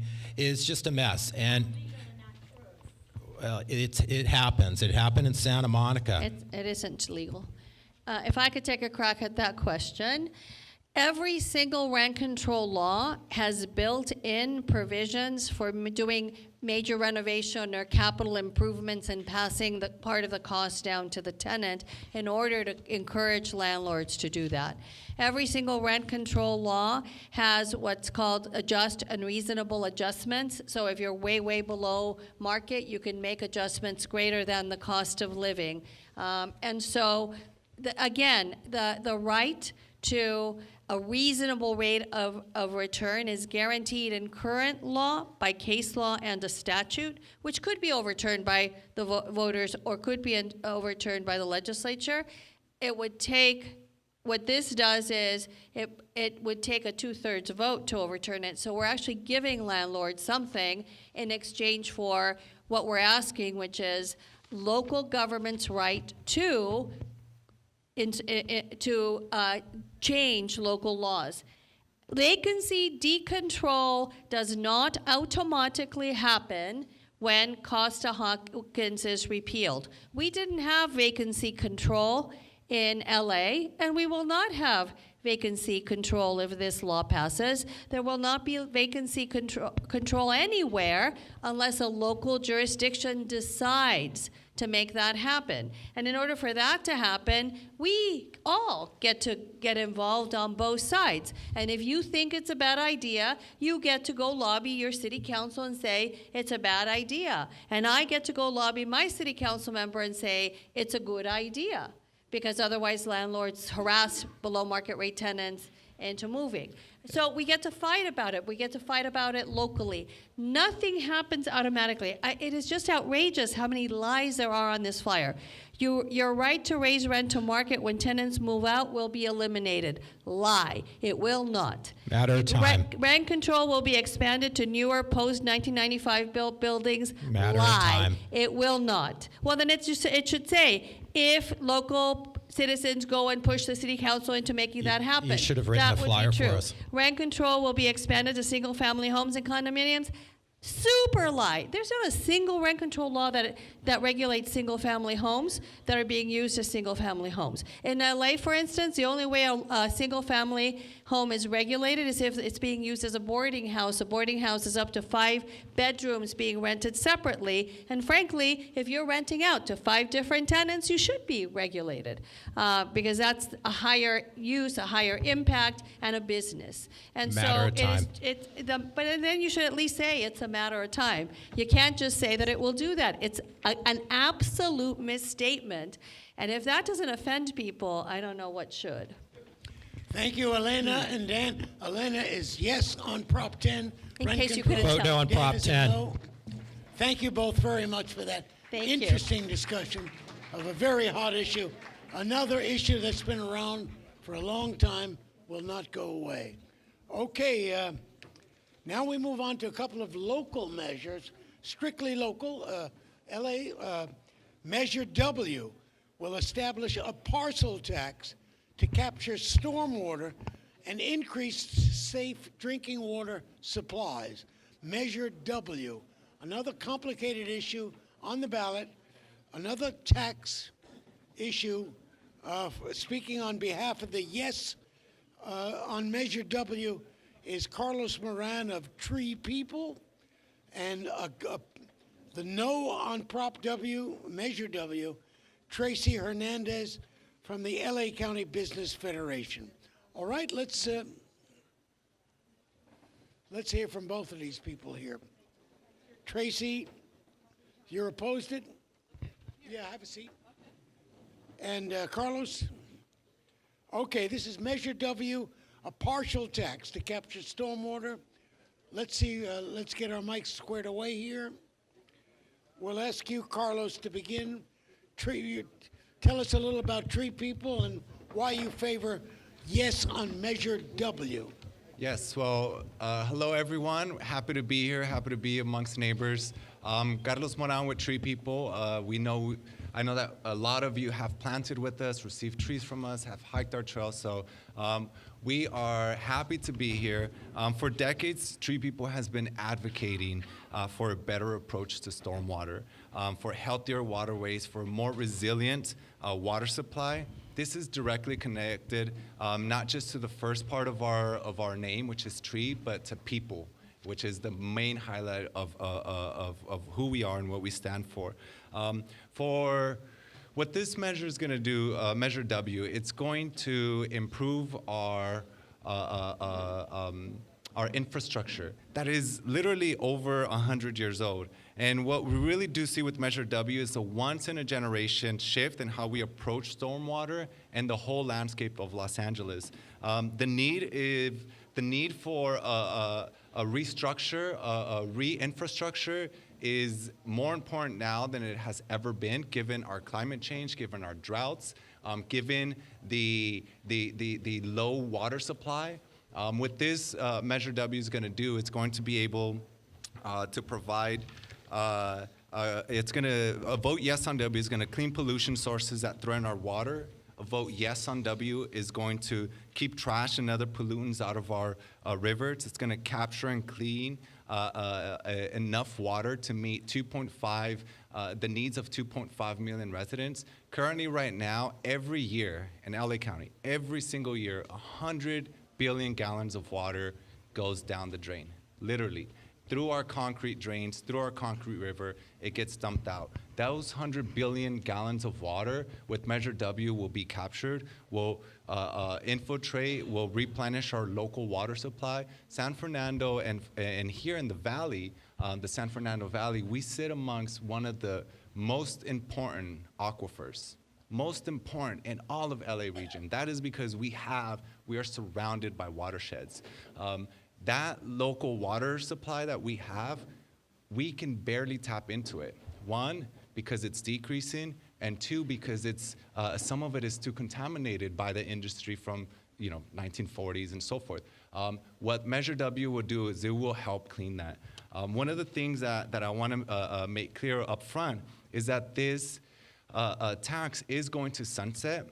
It is going to, the life of this is going to have a 30-year lifespan where voters can be able to go back and determine on whether they need to continue with this or not. Another is that we have projects in the pipeline that are ready to go that will clean our water, provide us with supplies. Another thing that we have is that you're going to get assessed. Time's up. All right, cool. Thank you very much, Emmanuel. Now we'll hear the no on, the no on Measure W. Tracy Hernandez, the LA Business Federation. Tracy. Thanks, Doug. So I agree almost with everything he said, that we are in a drought condition and every drop of water is vital. We need to capture our stormwater, not let it run out to the oceans. That we want the safest, cleanest water that we can have possible for all of us. We want to comply with the Federal Clean Water Act, that all of our cities, all 88 cities in the county, have MS4 permits that they absolutely have to respond to. And that is absolutely the goal. I'm the CEO of BizFed. BizFed is a federation of about 390,000 business owners, employers. We care deeply about all of these issues. We sat at the table for 2 years with the county trying to seek a solution. We really wanted this ballot measure to work. However, Measure W does not. Measure W will get $300 million from anyone who owns any property at all, except if you're a nonprofit or a government agency, you don't pay it. So 60% of the property owners will pay 100% of the fee, which is interesting. And the fact is that we're all going to pay it. We're going to generate $300 million, which is okay. We were okay with that amount of money if it would guarantee the voters and the taxpayers that are paying that we would clean our water and that we would capture our stormwater. What happened was the county was not willing to put in any guarantees. They would not give any metrics for the money to be accounted to you, accountable to you, audited by you and others, to say we will clean up our water to reduce pollutants by X over time, or that we will capture X gallons of water or acre feet over time from stormwater, any measurable, or put in projects, big projects. All 88 cities and unincorporated county will have projects. List the big ones over time. Say what we'll do in the next 10 years, the next 20 years, and so on. They refuse to do that. It is a forever tax. It goes on forever at this amount. At 30 years, the supervisors will take a look at it and see what it is.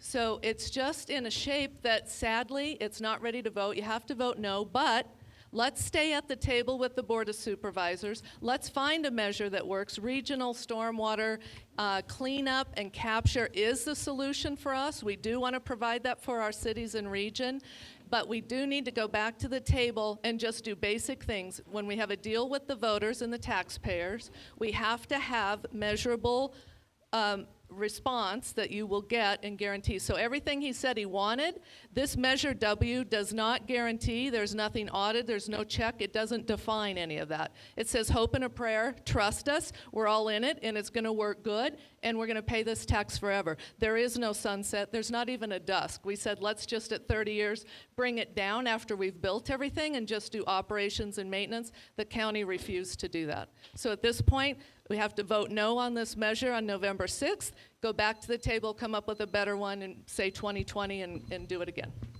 Thank you, Tracy. She's a no on Measure W. One person wrote in, why worry about rainwater if it never rains in Alexandria? Okay. I could start with that one. All right, you want to deal with that one? All right.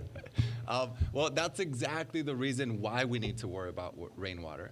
Because right now what we're doing is we're importing 2/3 of our water from outside of Los Angeles. When we have a local water supply all across our region here, if these droughts are going to keep getting worse, right? When it does happen, we're going to get some flash floods. And we need to be able to be ready to refill our aquifers, have a local water supply infrastructure, an infrastructure that is going to allow us to use that local water and now allow 100 billion gallons of water to run out every year. Even though there is no rain, there is still runoff water from car washes, from watering your lawns, from just general use that we have. And there are hundreds of thousands of gallons of waters that just goes down the drain. We need to find a way for when there is increased droughts to have a local supply. If not, water cost is going to get more and more expensive, and there's not going to be enough water, enough snowfall in the Owens Valley to bring over here. That's why we need it, even though there is a drought. Tracy, it never rains in LA. Why worry about this? Well, actually, what's happening now is our weather patterns have changed, and so instead of like 15 sprinkle days a year, which was our normal, we now have intense rains with a lot of water, and it runs right out to the ocean, but it happens infrequently. So it's just our climate, changing over time. That's what happens. So we get a lot of rain a couple times a year, and that's it. So when we do need to capture that water instead of it just being wasted into the ocean, and we need to save it, clean it, and reuse it. However, W does not do that. W does not guarantee that when you pay your taxes for this and your property tax goes up, every property owner will pay it, that they will do it. They say hope and a prayer, trust us, but we're not defining how much water we'll capture. They can. The technology exists. The flood control department at the county, LA City Sanitation, Long Beach, so on, they know what it takes. The technology exists. The projects are available. All they needed to do was be willing to put them into this ordinance and make a deal with the taxpayer who is going to pay for it and say, we will deliver it. It's a real shame. I'm very disappointed, actually. I wanted to find a solution that we could have stormwater cleanup and capture, and it is important to all of us. I don't know why the County Board of Supervisors refused to identify the projects they know, and they do know, and many of the cities know. All 88 cities participated through their COGS. They all presented projects that would accomplish these goals. The county has that information, yet they refuse to tell the voters, these are the projects that your tax money will go to, and we'll guarantee it will. And if they wouldn't do projects, they wouldn't say we'll capture X number of acre feet or water before it runs to the ocean. They could have at least done that. They refused. Tracy from the LA Business Federation. Next question, an interesting one. Carlos, why don't you address this one? Is Measure W actually going to pay for the infrastructure to collect clean water, and where will we store it? Yeah, well, thank you. That is a good question, and it's actually will address what Tracy has been pushing, is that this Measure W will provide money for infrastructure. There are projects in the pipeline that it will fund. There's schools that are allowed to, there's projects already in line. So I'm not sure who you were talking to in the county, but it is absolutely not true that there is no metrics for this. There's schools that it will help fund to transport, to help redo to green the schools, redo their fields, capture water from not just within the school, but outside of it. There are projects all throughout Los Angeles region. Every city within the city of Los Angeles, within the Southeast LA cities, all other cities, they have projects in the line. Tree people, we have projects in the line that we want to be able to put forth to be that will be redoing our infrastructure. So yes, it will absolutely. 90% of the dollars, 90% of the investment that gets put into this is going to have a local return. So for the San Fernando Valley, 90% of the dollars that come out of San Fernando Valley are going to come back to the San Fernando Valley. That is a huge investment for us because of where we're situated within LA region. So the fact that there is no projects, there absolutely is, and within San Fernando, 90% of it is going to come back to us. Only 10% stays with the county, and that is to do administrative fees for LA Flood Control to be able to manage all the different projects. So 90% of the dollars that we put in, we're getting that back. Question is, may I correct? Yeah, may I give some other information? will Measure W pay for this, for the infrastructure, and where will the water be stored? So if I can just add information. So the actual details when you read it is that 10% is for administrative, 50% goes to the county, 40% goes back to the cities. The cities that are already taxing their property owners to do stormwater capture and cleanup get no discount, no rebate, no credit. So it's a double tax in those cities.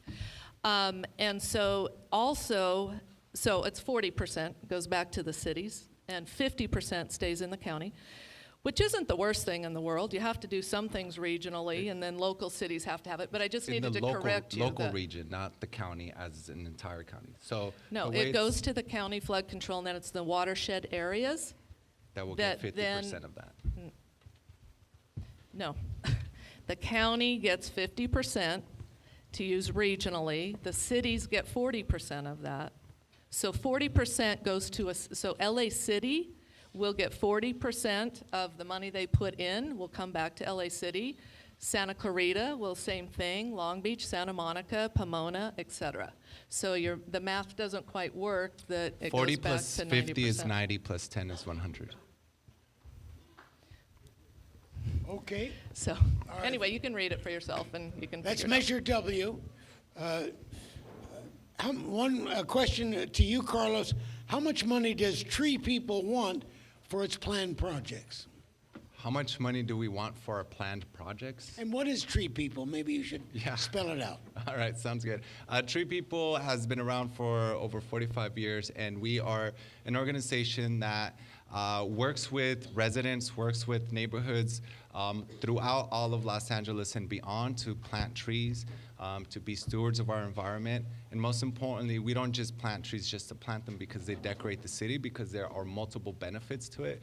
A lot of what we do is also the importance to be able to maintain trees is also water. That's why we're very connected to that.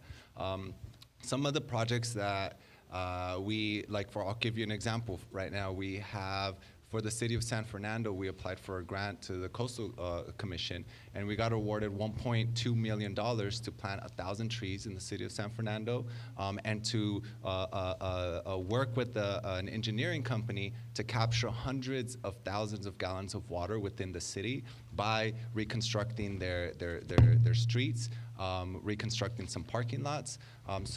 An example of 7 blocks, 1,000 trees for us as a nonprofit to be able to engage communities and have a healthier space in San Fernando. That's $1.2 million that we were able to get for that. And it's investment that goes directly into that community. Tracy, you add something here to that?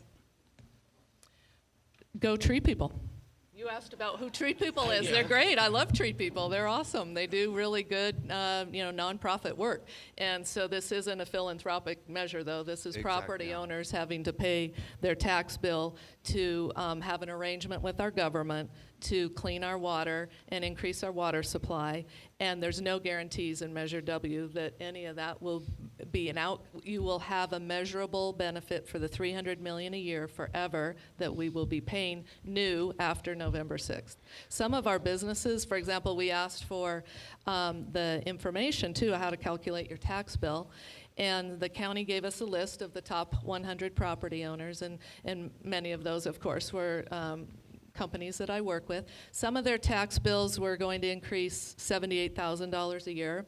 Some were going to increase $420,000 a year. Some were going to increase $3.2 million a year on this tax. So that's like sort of the range. I mean, those were all our companies that we deal with and employers. The average homeowner, it's like $80 to $100, if you have like 6,000 square foot lot. And we have homeowners too that we really care about. And so looking at that, though, I can tell you every one of our companies on that list, when they sought clarification from the county, they had questions that didn't make sense, like how that was being calculated. I can tell you 100% of our companies that went to the county, they had wrong information. So the county had calculated all of their tax bills to that degree. Every single one of them was wrong. And then the county said, we'll work with you to try to figure it out. We'll try to get it right. And these guys are, now having to go pull their property tax bills and try to figure out what's permeable, impermeable, how to figure out the proper bill. But also that tells you this isn't ready. You can't vote yes on Measure W when the county can't even tell you what your tax bill is going to be, yet they're ready to bill those companies, everyone, because they have to use LIDAR. So it's not just your whole property tax, it's the impermeable part. So if you have a house, or if you have a driveway, concrete, or anything where it's not where the water can't seep down, that's what's taxable. Now, and remember, schools don't pay anything; they're exempted from this. Churches are exempt primarily, So nonprofit schools, all government facilities are all exempt from paying this tax. Yet you might wonder that they're all in it too. They all have stormwater that runs off of their concrete and their parking lots and everything else that runs into the drain and out to the ocean, but they're not going to pay the bill. The other 60% of the property owners are going to pay 100% of this. Thank you, Tracy. Carlos, you want a quick response? Yeah, a quick response is that the LIDAR testing that is done, it's 98% accurate. So there is accuracy to that. If there is written into this is an ability for you to be able, whether you're a property owner or a business, to be able to contest that. So that's written into it. It's not that, you can. And then the other thing is that there is some strong oversight that will happen with the local funding. There's going to be local control. So there's going to be steering committees, advisory committees in every region that will be able to dictate and set priorities, but also have accountability and hold businesses, nonprofits, whoever is putting in these projects, hold them accountable. And that includes for the San Fernando, I think, the Valley Alliance, being a stakeholder, you have the opportunity to be part of that when it does pass. Thank you. That's Carlos Moran from Tree People, Tracy Hernandez from BizFed. Thank you both very much. That was interesting. Thank you. Thanks, Carlos. Shake hands. So finally, our last issue of the night, the bank that deals with marijuana companies. How about that one? Too bad we saved a different one for last. How about that? Now, I've been told that if you're in business with marijuana, you can't have an arrangement with a federal bank. And so this would create a bank, but a local bank. This is an interesting issue.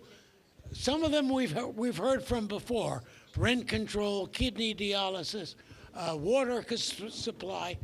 This issue about a bank for marijuana businesses, this is brand new. And so this is going to be interesting. Let's see, who do we have here? This is Measure B, the city charter, creation of a municipal bank for let's see, who do we have here? We have Mark Armstrong. Mark Armstrong. Mark Armstrong is, you're in favor of this. Exactly. And you are? Phoenix Goodman. Phoenix Goodman. Phoenix Goodman, also in favor of it. And also we have Jay Handel, who's in the marijuana business, as I understand it. Okay? Well, it's perfectly legal. And all right, let's see, Mark, which one of you guys I'll is gonna start. Okay. Hello, everyone. My name is Mark Armstrong. I'm one of the founders of the Public Banking Institute. No. Can you hear me okay? Okay. Okay. Yeah. Is this okay? Okay. So let's talk exactly about what this charter amendment does. Currently, the LA City Charter prohibits the city from being involved in purely commercial enterprises. And this creates a carve-out for the city. This charter amendment simply creates a carve-out for the city to be involved with public banking at some point in the future. It has nothing to do with cannabis. It has nothing to do with any one of a number of things that have been put out there. But it simply creates this carve-out. And one of the key things driving this is the city taxpayers currently pay $170 million to Wall Street. In the city of LA, taxpayers pay $170 million of taxpayer dollars to Wall Street in fees, and $1.1 billion in interest every year. And this is a way to get rid of the middleman and have a public bank owned by the city in order to start reducing those numbers. It does not create a bank. It does not create a blank check. And it does, specifically, it does not create a bank because, a lot of people think a bank costs a lot of money. And earlier this year, American Samoa, the territory of American Samoa, created a public bank for its people. It was no more than a few million dollars to do that. You can't, there are different ways of creating a public bank, and so this is not an open-ended invitation to create a multi-$100 million bank. And it does not remove control from the citizens in the process of creating a business plan, which is the next step. And as you know, a business plan creates consensus for people. A lot of people here have been involved with business plans. A business plan creates consensus to ensure that everybody, all the stakeholders are heard in the process. And that's what this gives a green light to. I'm going to defer to Phoenix, my colleague now, and he can talk a little bit more. Sure. Can you hear me? Okay. So I'd like to point out that there is plenty of empirical evidence that this model works very well. The state of North Dakota has a similar bank which has had 14 years of consecutive profits. It is run by banking experts that run the bank very well, and they actually deposit money into the general fund every year as a result of that. Germany also has a public banking system that's very similar to what Los Angeles is looking to create. I will also point out one more point, that the Los Angeles Charter Amendment B on November 6th does not spend a dime on creating a bank. It simply opens up the very first possibility to do so. After that, there needs to be a law passed at the state level, and then the feasibility study, and only once it's proven feasible will the city then begin to proceed. Okay, thank you very much. Now we'll hear from Jay Handel. Jay? So good evening, everybody. It's not often that I agree with the LA Times, but I have to tell you, this one they got right. No on B.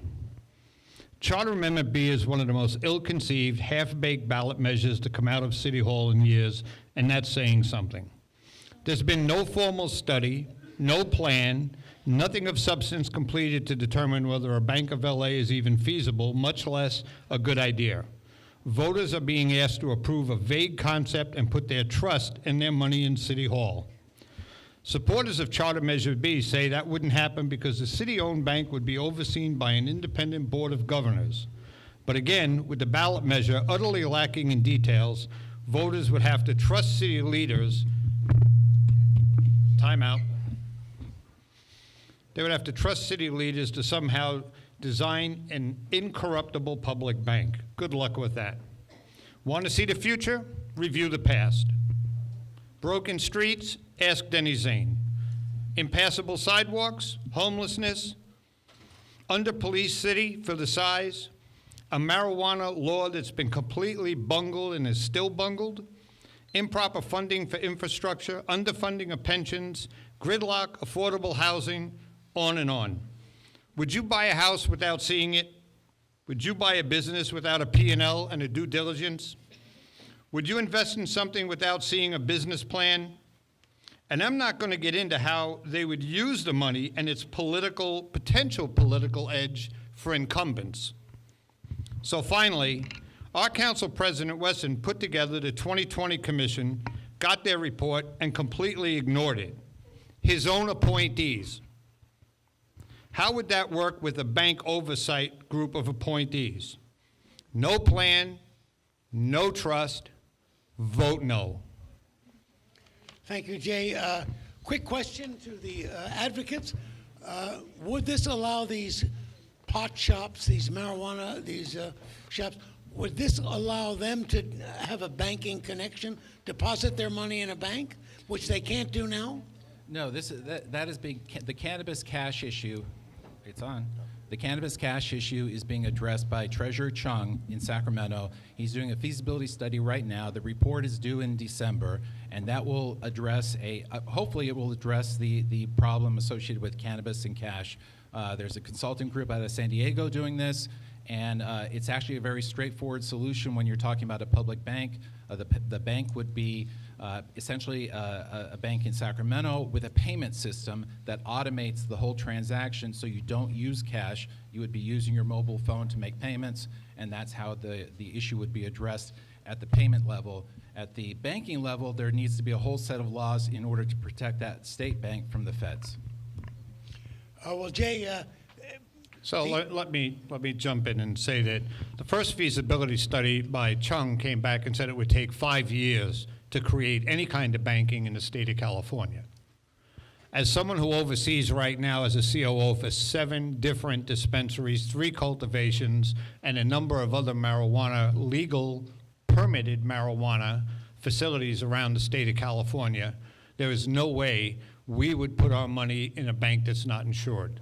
And certainly, we would not put our money in a bank run by the city council people we have here who run a structural deficit between $150 to $250 million a year and have about a 62% pension fund rate. They don't know how to handle money. So allowing this city to put together a bank and appoint people to oversee the bank, they can't even pave your streets. Really? Come on. Okay. How many people are happy with the city services? I rest my case. Well, Jay, the public bank in North Dakota has gotten good reviews in a number of quarters, hasn't it? That's probably true. But remember, the public bank in North Dakota is not an appropriate example. You know, it's an integral part of the agriculture and mining, okay? And it's got a very defined purpose. So if the whole purpose of Bank of Los Angeles is to take marijuana money and deposit hundreds of millions of dollars in the bank and then use it for, you know, low-income loans and loans that they would never even be able to keep track of. These are not bankers. They're not even business people. The majority of people on our city council have never held a real job. They've never had a paycheck. They've never paid a paycheck. So how the hell are they going to know how to even write a paycheck, no less control a bank? Well, a number of those people have actually had jobs. That's for Saturday. Phoenix. It's appropriate you bring up agriculture because there's so many straw mans in there. I feel like I'm on a farm myself. So first of all, there seems to be quite a laundry list of assumptions that we should take heed to. First of all, when we're talking about city council running the bank, that's completely untrue. The North Dakota, Senate doesn't run the Bank of North Dakota. They hire bankers based on merit that write loans or underwrite loans responsibly. Of course, the Bank of Los Angeles would hire bankers. We, as a matter of fact, on our board of directors, have a banker that is advising us who's a former Wells Fargo banker who believes that this is a good idea. Ironic, I know, it's quite ironic. But he is a banker from the private sector is the point. And they know how to write loans responsibly. So to say that these bumbling bureaucrats would be writing these loans is actually an outright lie. It would be run by experts. Second, to allow this bank to vote no on B is essentially to say, keep our money in Wall Street where it belongs. In truth, this is a fiscally conservative proposition because, as my colleague said, we are paying $175 million in fees and we're paying $1.1 billion in interest.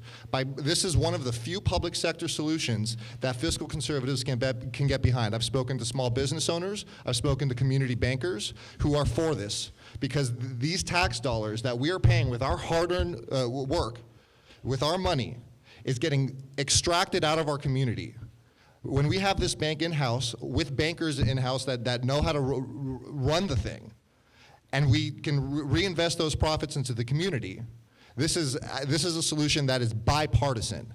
So this is why we need to vote yes on this, because this does not throw away our money. It only opens up the ability for further business study for this to even become a possibility, because there are no guarantees that we have status quo, and status quo is not working for us. Jay, your response. So a very quick response. First of all, thank you for having Wells Fargo on your board. That's at least a 35% no count right from the beginning. All right, here's a group of people that have been fined, have been punitively put into a corner for what they've done to the people, okay? And these are the examples we're using to go on our board. That's who we're with right now. So having said that, yes, we're putting a lot of money into Wall Street banks because they're the ones that are insured. And quite frankly, the devil you know at this point, we don't have a plan at this point from anybody in the city other than let us do a feasibility study. Ladies and gentlemen, what you're going to see is them come back in a year and say, we're going to do this, and we're going to question it, and they're going to say, but you already voted that it's okay for us to do it. That's the game they play, bait and switch. Okay, this is not about just a feasibility study. This is about building a bank. And it's about building a bank by a group of people who are going to go out and search for Wall Street bankers to control our money. And my last point is the $1.1 billion in interest we pay. Ladies and gentlemen, if these people would spend our money correctly in the beginning, we wouldn't be out borrowing. We wouldn't have all these bonds. We wouldn't have bond issues for the broken sidewalks. We wouldn't have 37% F-rated streets. We wouldn't have all the interest we have to pay on pensions. They don't spend our money right. They don't protect our money right. And they're not around long enough because it's easy to spend the money when they're no longer in office and the next guy's saddled with the debt. So the reality is, how can you trust them to even look for the right people, because that becomes political? Go ahead, Mark. Yeah, two things. I just want to clarify something. It was stated that the private banks are privately insured. I'd like to point out that in 2009, it was the people of the United States who guaranteed the private banks in this country to the tune of $800 billion in TARP. And with the stock market that we've seen this past few days, I'd like to remind everybody that when a recession hits, we will be lucky if we do not have a credit contraction. Many of you are business owners. You saw what happened 10 years ago. Lines of credit were cut off. Business loans were terminated, and businesses were squeezed. And because of, and that went on for a few years. And because of that, the recession that we had was a lot worse than it could have been. A public bank is a way to create credit, to be an alternative source of credit when the private banks fail us, which they have done.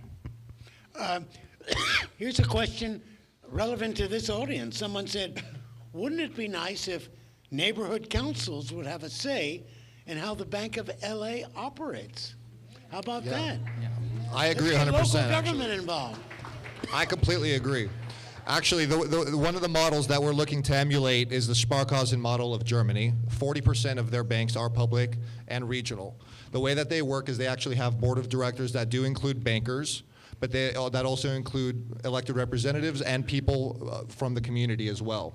So we would actually like to have a bank that is constructed here that tempers financial responsibility by hiring bankers that can underwrite loans responsibly and manage our tax dollars well, by people from the city community, like neighborhood councils. That's actually exactly what we've proposed specifically. I do want to bring up another point, though. This bait and switch theory is not correct. Actually, for this to occur, there's still a public banking license that needs to occur at the state level, and charters that need amendments that have to happen at the state level as well. Throughout the entire process at the state level, this will be overseen by public oversight. So by the time a bank is even created, assuming the Charter Amendment B passes, there will have been a long journey of public oversight to ensure that this happens. And I agree with that neighborhood council assessment, and that's what we're going to push the city council to do, actually. Thank you, Phoenix. Jay, your response. Well. Where do I start? So when the economy goes south, this group is going to go ahead and make all the great loans to all the people that can't get loans because the economy's bad, and we're going to boost the economy by giving loans to people who may not be loan worthy because we have to keep the economy boosted. That's a pretty scary thought for our money. That's number one.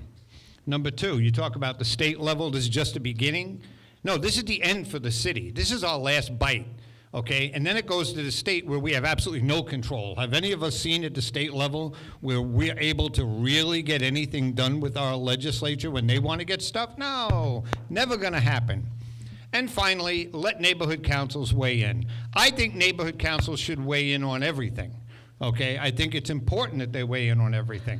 But I also have to say neighborhood councils have to get their act together so that they can actually weigh in on things and not fight each other all day and talk about these issues. And this is a real issue.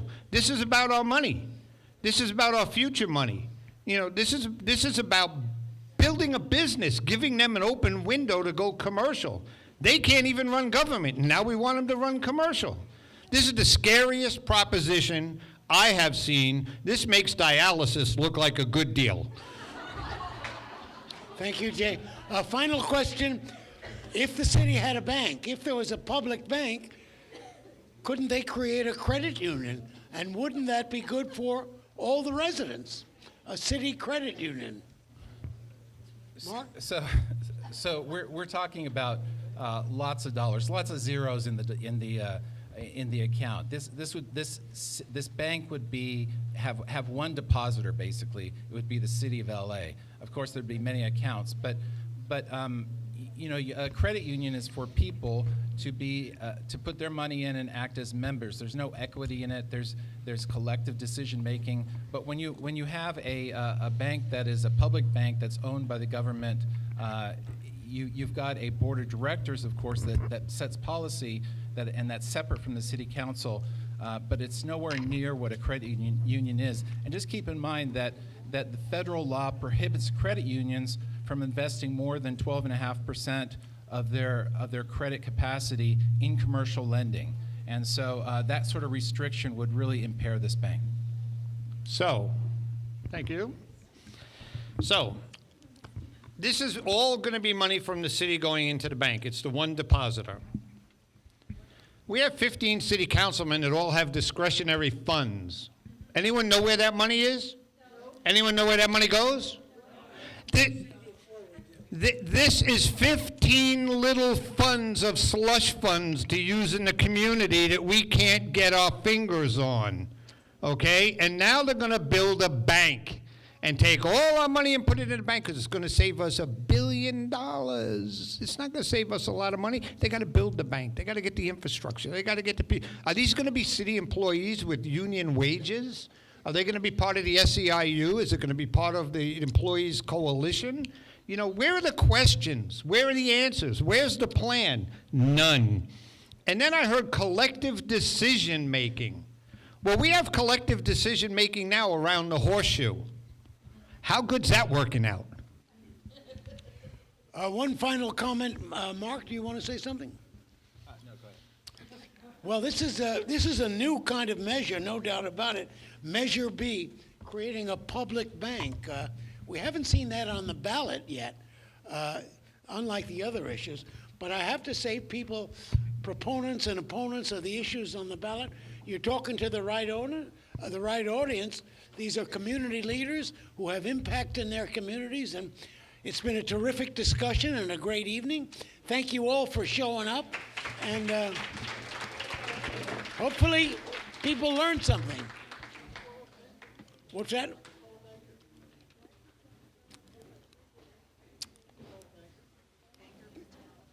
Oh, Anchor. Is Anchor here? Oh, I didn't realize that. I'm terribly sorry. Bye, guys. Good to be here. Not done yet. Anchor, come on up.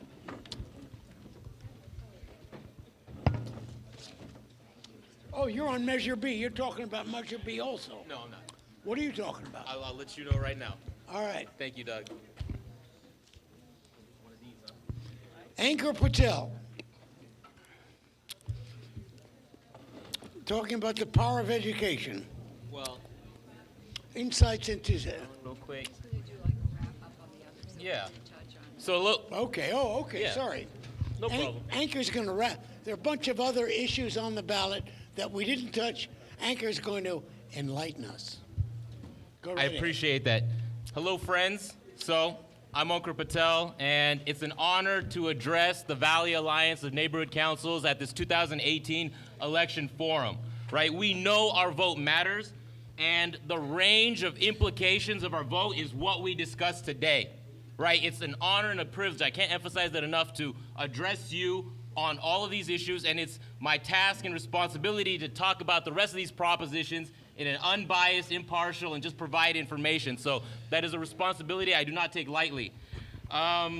So let's jump into it. I know it's late, and we're gonna keep this going. You know, everyone's done a lot of research on so many things. Proposition 1 is a bond, right? It's a housing bond. It's broken up into several. I guess Jill is gonna join me and may have some input as well. Welcome. Yeah, you are welcome, right? And so it is broken up into several different categories it was put on the ballot by the state legislator, right? You can look through this booklet and figure out some of these details, but it's a $4 billion housing bond. It's broken up into infrastructure programs, home ownership programs. There's $300 million for the California for farm work housing grant. So and I'm going to try and do this quick. There are 2 state agencies that are going to end up being responsible for how these funds are allocated: the Department of Housing and Community Development and the California Housing Finance Agency. So different nonprofits would end up, or developers would be asking for money for bonds from these institutions. So this is supposed to go towards building and addressing this housing crisis. It's a bond. You know some of those details in terms of how that works out. That's Proposition 1 in a quick nutshell. We could get into some more details, but I'm going to try and run through this quickly, right? So Proposition 2 takes some funds from the Mental Health Services Act, which is which was actually passed in 2004. This is generating $1.5 billion to $2.5 billion a year. This is an income tax that is used to support mental health services. Proposition 2 would take this money and allocate up to about $170 million, $140 million a year towards construction for people who are suffering from mental health, right? We know this is an important issue. How do we house these folks?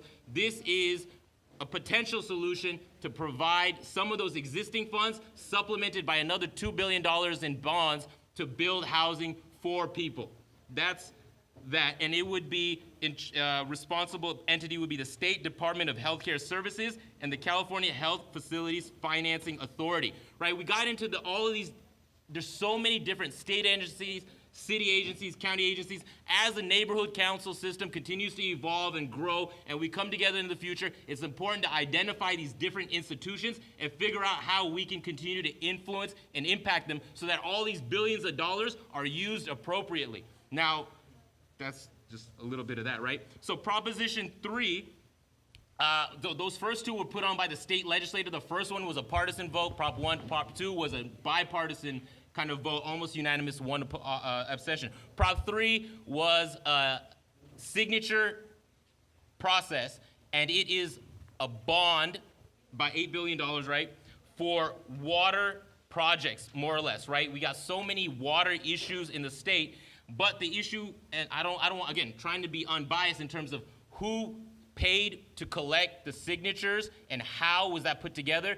This is an interesting proposition because we've passed over $20 billion of water bonds over the last 20 years. And how is that money being allocated, where are those projects going? This is particularly different than some of the past ones because it is already allocated to specific projects, basically.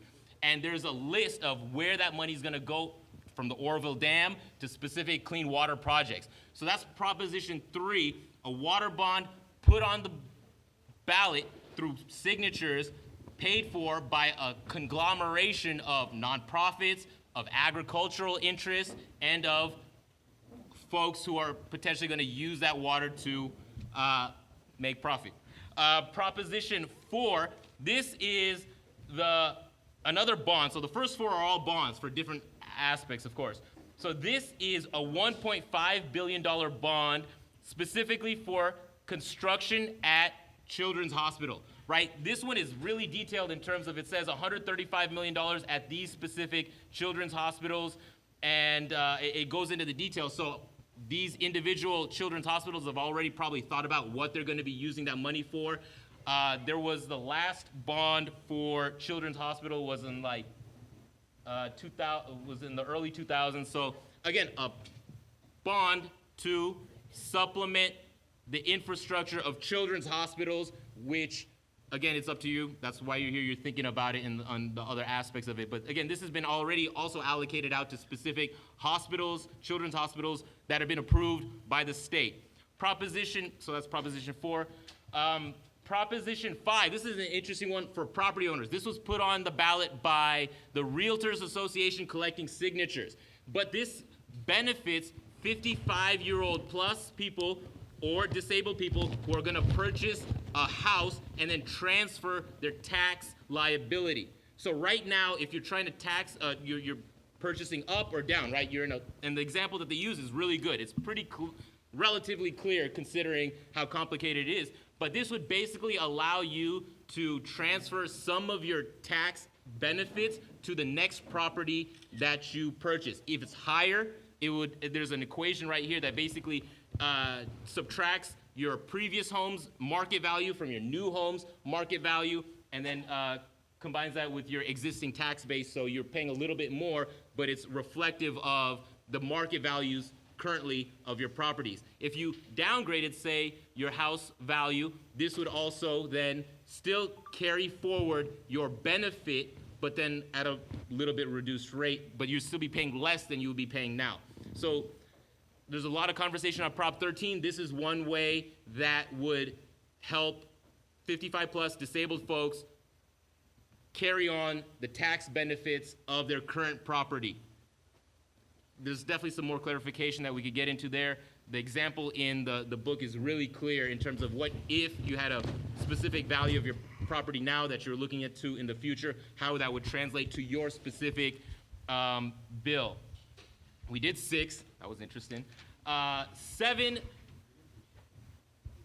That was the gas tax. So 7 would allow the state legislator to adjust daylight savings if the federal government did so. So this is not going to let the state legislator go off and change daylight savings. If the federal government did so, then that would allow the state legislator to align. More or less, that's what this was put on by the state legislator in almost a bipartisan way. A couple Republicans voted no because it would give the Democratic state legislator more authority potentially. But again, only if it's done at the federal level would this take into place at the state level to then align ourselves with what's going on at the federal level. We did 8. 9 was taken off the ballot as mentioned earlier. We did 10. 11 was put on as a signature gathered by private medical transport agencies. So right now, the details are that EMTs in private medical transport facilities have to be on call, right? The issue now would basically put them on call the whole way through without necessarily calling it overtime. So the split has been private ambulance companies are for it, and the workers that I've talked to that are private EMTs think that it's going to end up taking away their breaks or end up cutting their overtime pay and allowing them to get away with it. The bigger issue here, and this is important, and let me just take privilege right here, we spend almost $750 for an ambulance trip in California, but Medicare only reimburses $100 a trip. Right? So if it costs them $700 a trip and Medicare is only reimbursing for $100, there's an issue there. Does this address it? And then Prop 12, this has an interesting history in terms of back in 2008, we had Prop 2 that passed, was supposed to make California hens cage-free by 2015. What the egg industry did was they bought new cages and said, and it continued forward. So instead of going cage-free, they bought new cages, they changed it up, and now the hens are still in cages. So that was a little bit like a maneuvering by the egg industry. What's interesting about this, the yes side is the Humane Society, A Mercy for Animals, Humane League, Compassion Over Killing, Gentle Barn. On the no side, you actually have PETA also, because PETA says it doesn't go far enough. But also on the no side, you have the egg industry. So this would also codify that by 2022, hens will be cage-free. So there's a process to expand the amount of space that these confined animals have now, but by 2022, these hens and chickens would have more space. But we know the only way to deal with our climate, it's not climate change, it's climate catastrophe, chaos. It's not just putting chickens in a little bit bigger cages, but it's a vegan lifestyle, right? The impact that we have through our animal agriculture is huge. That was personal privilege at the end. And that was me running through all these propositions real quick. I hope I did an okay job. No, that was fantastic. I was biased only at the end. That was fantastic. Thank you for the opportunity again. As neighborhood council members and board members, we have a lot of power. People listen to us. People want to come and address us. And it's my privilege and honor to wrap up this with a little overview of what's going on. Your vote matters. We know it does. Let's continue that forward. This guy ought to run for office, huh? Wonderful guy, huh? You know, what we did tonight began in 1911 when California adopted the propositions to put them on the ballot, let people decide the issues. So it's over 100 years, so pay attention. It was a wonderful evening. We heard some interesting positions. Thanks for coming. Talk to your community, see what people think. Thank you. Thanks, Jill. Great seeing you. Thank you. Hope I'll see you soon. Yes, okay.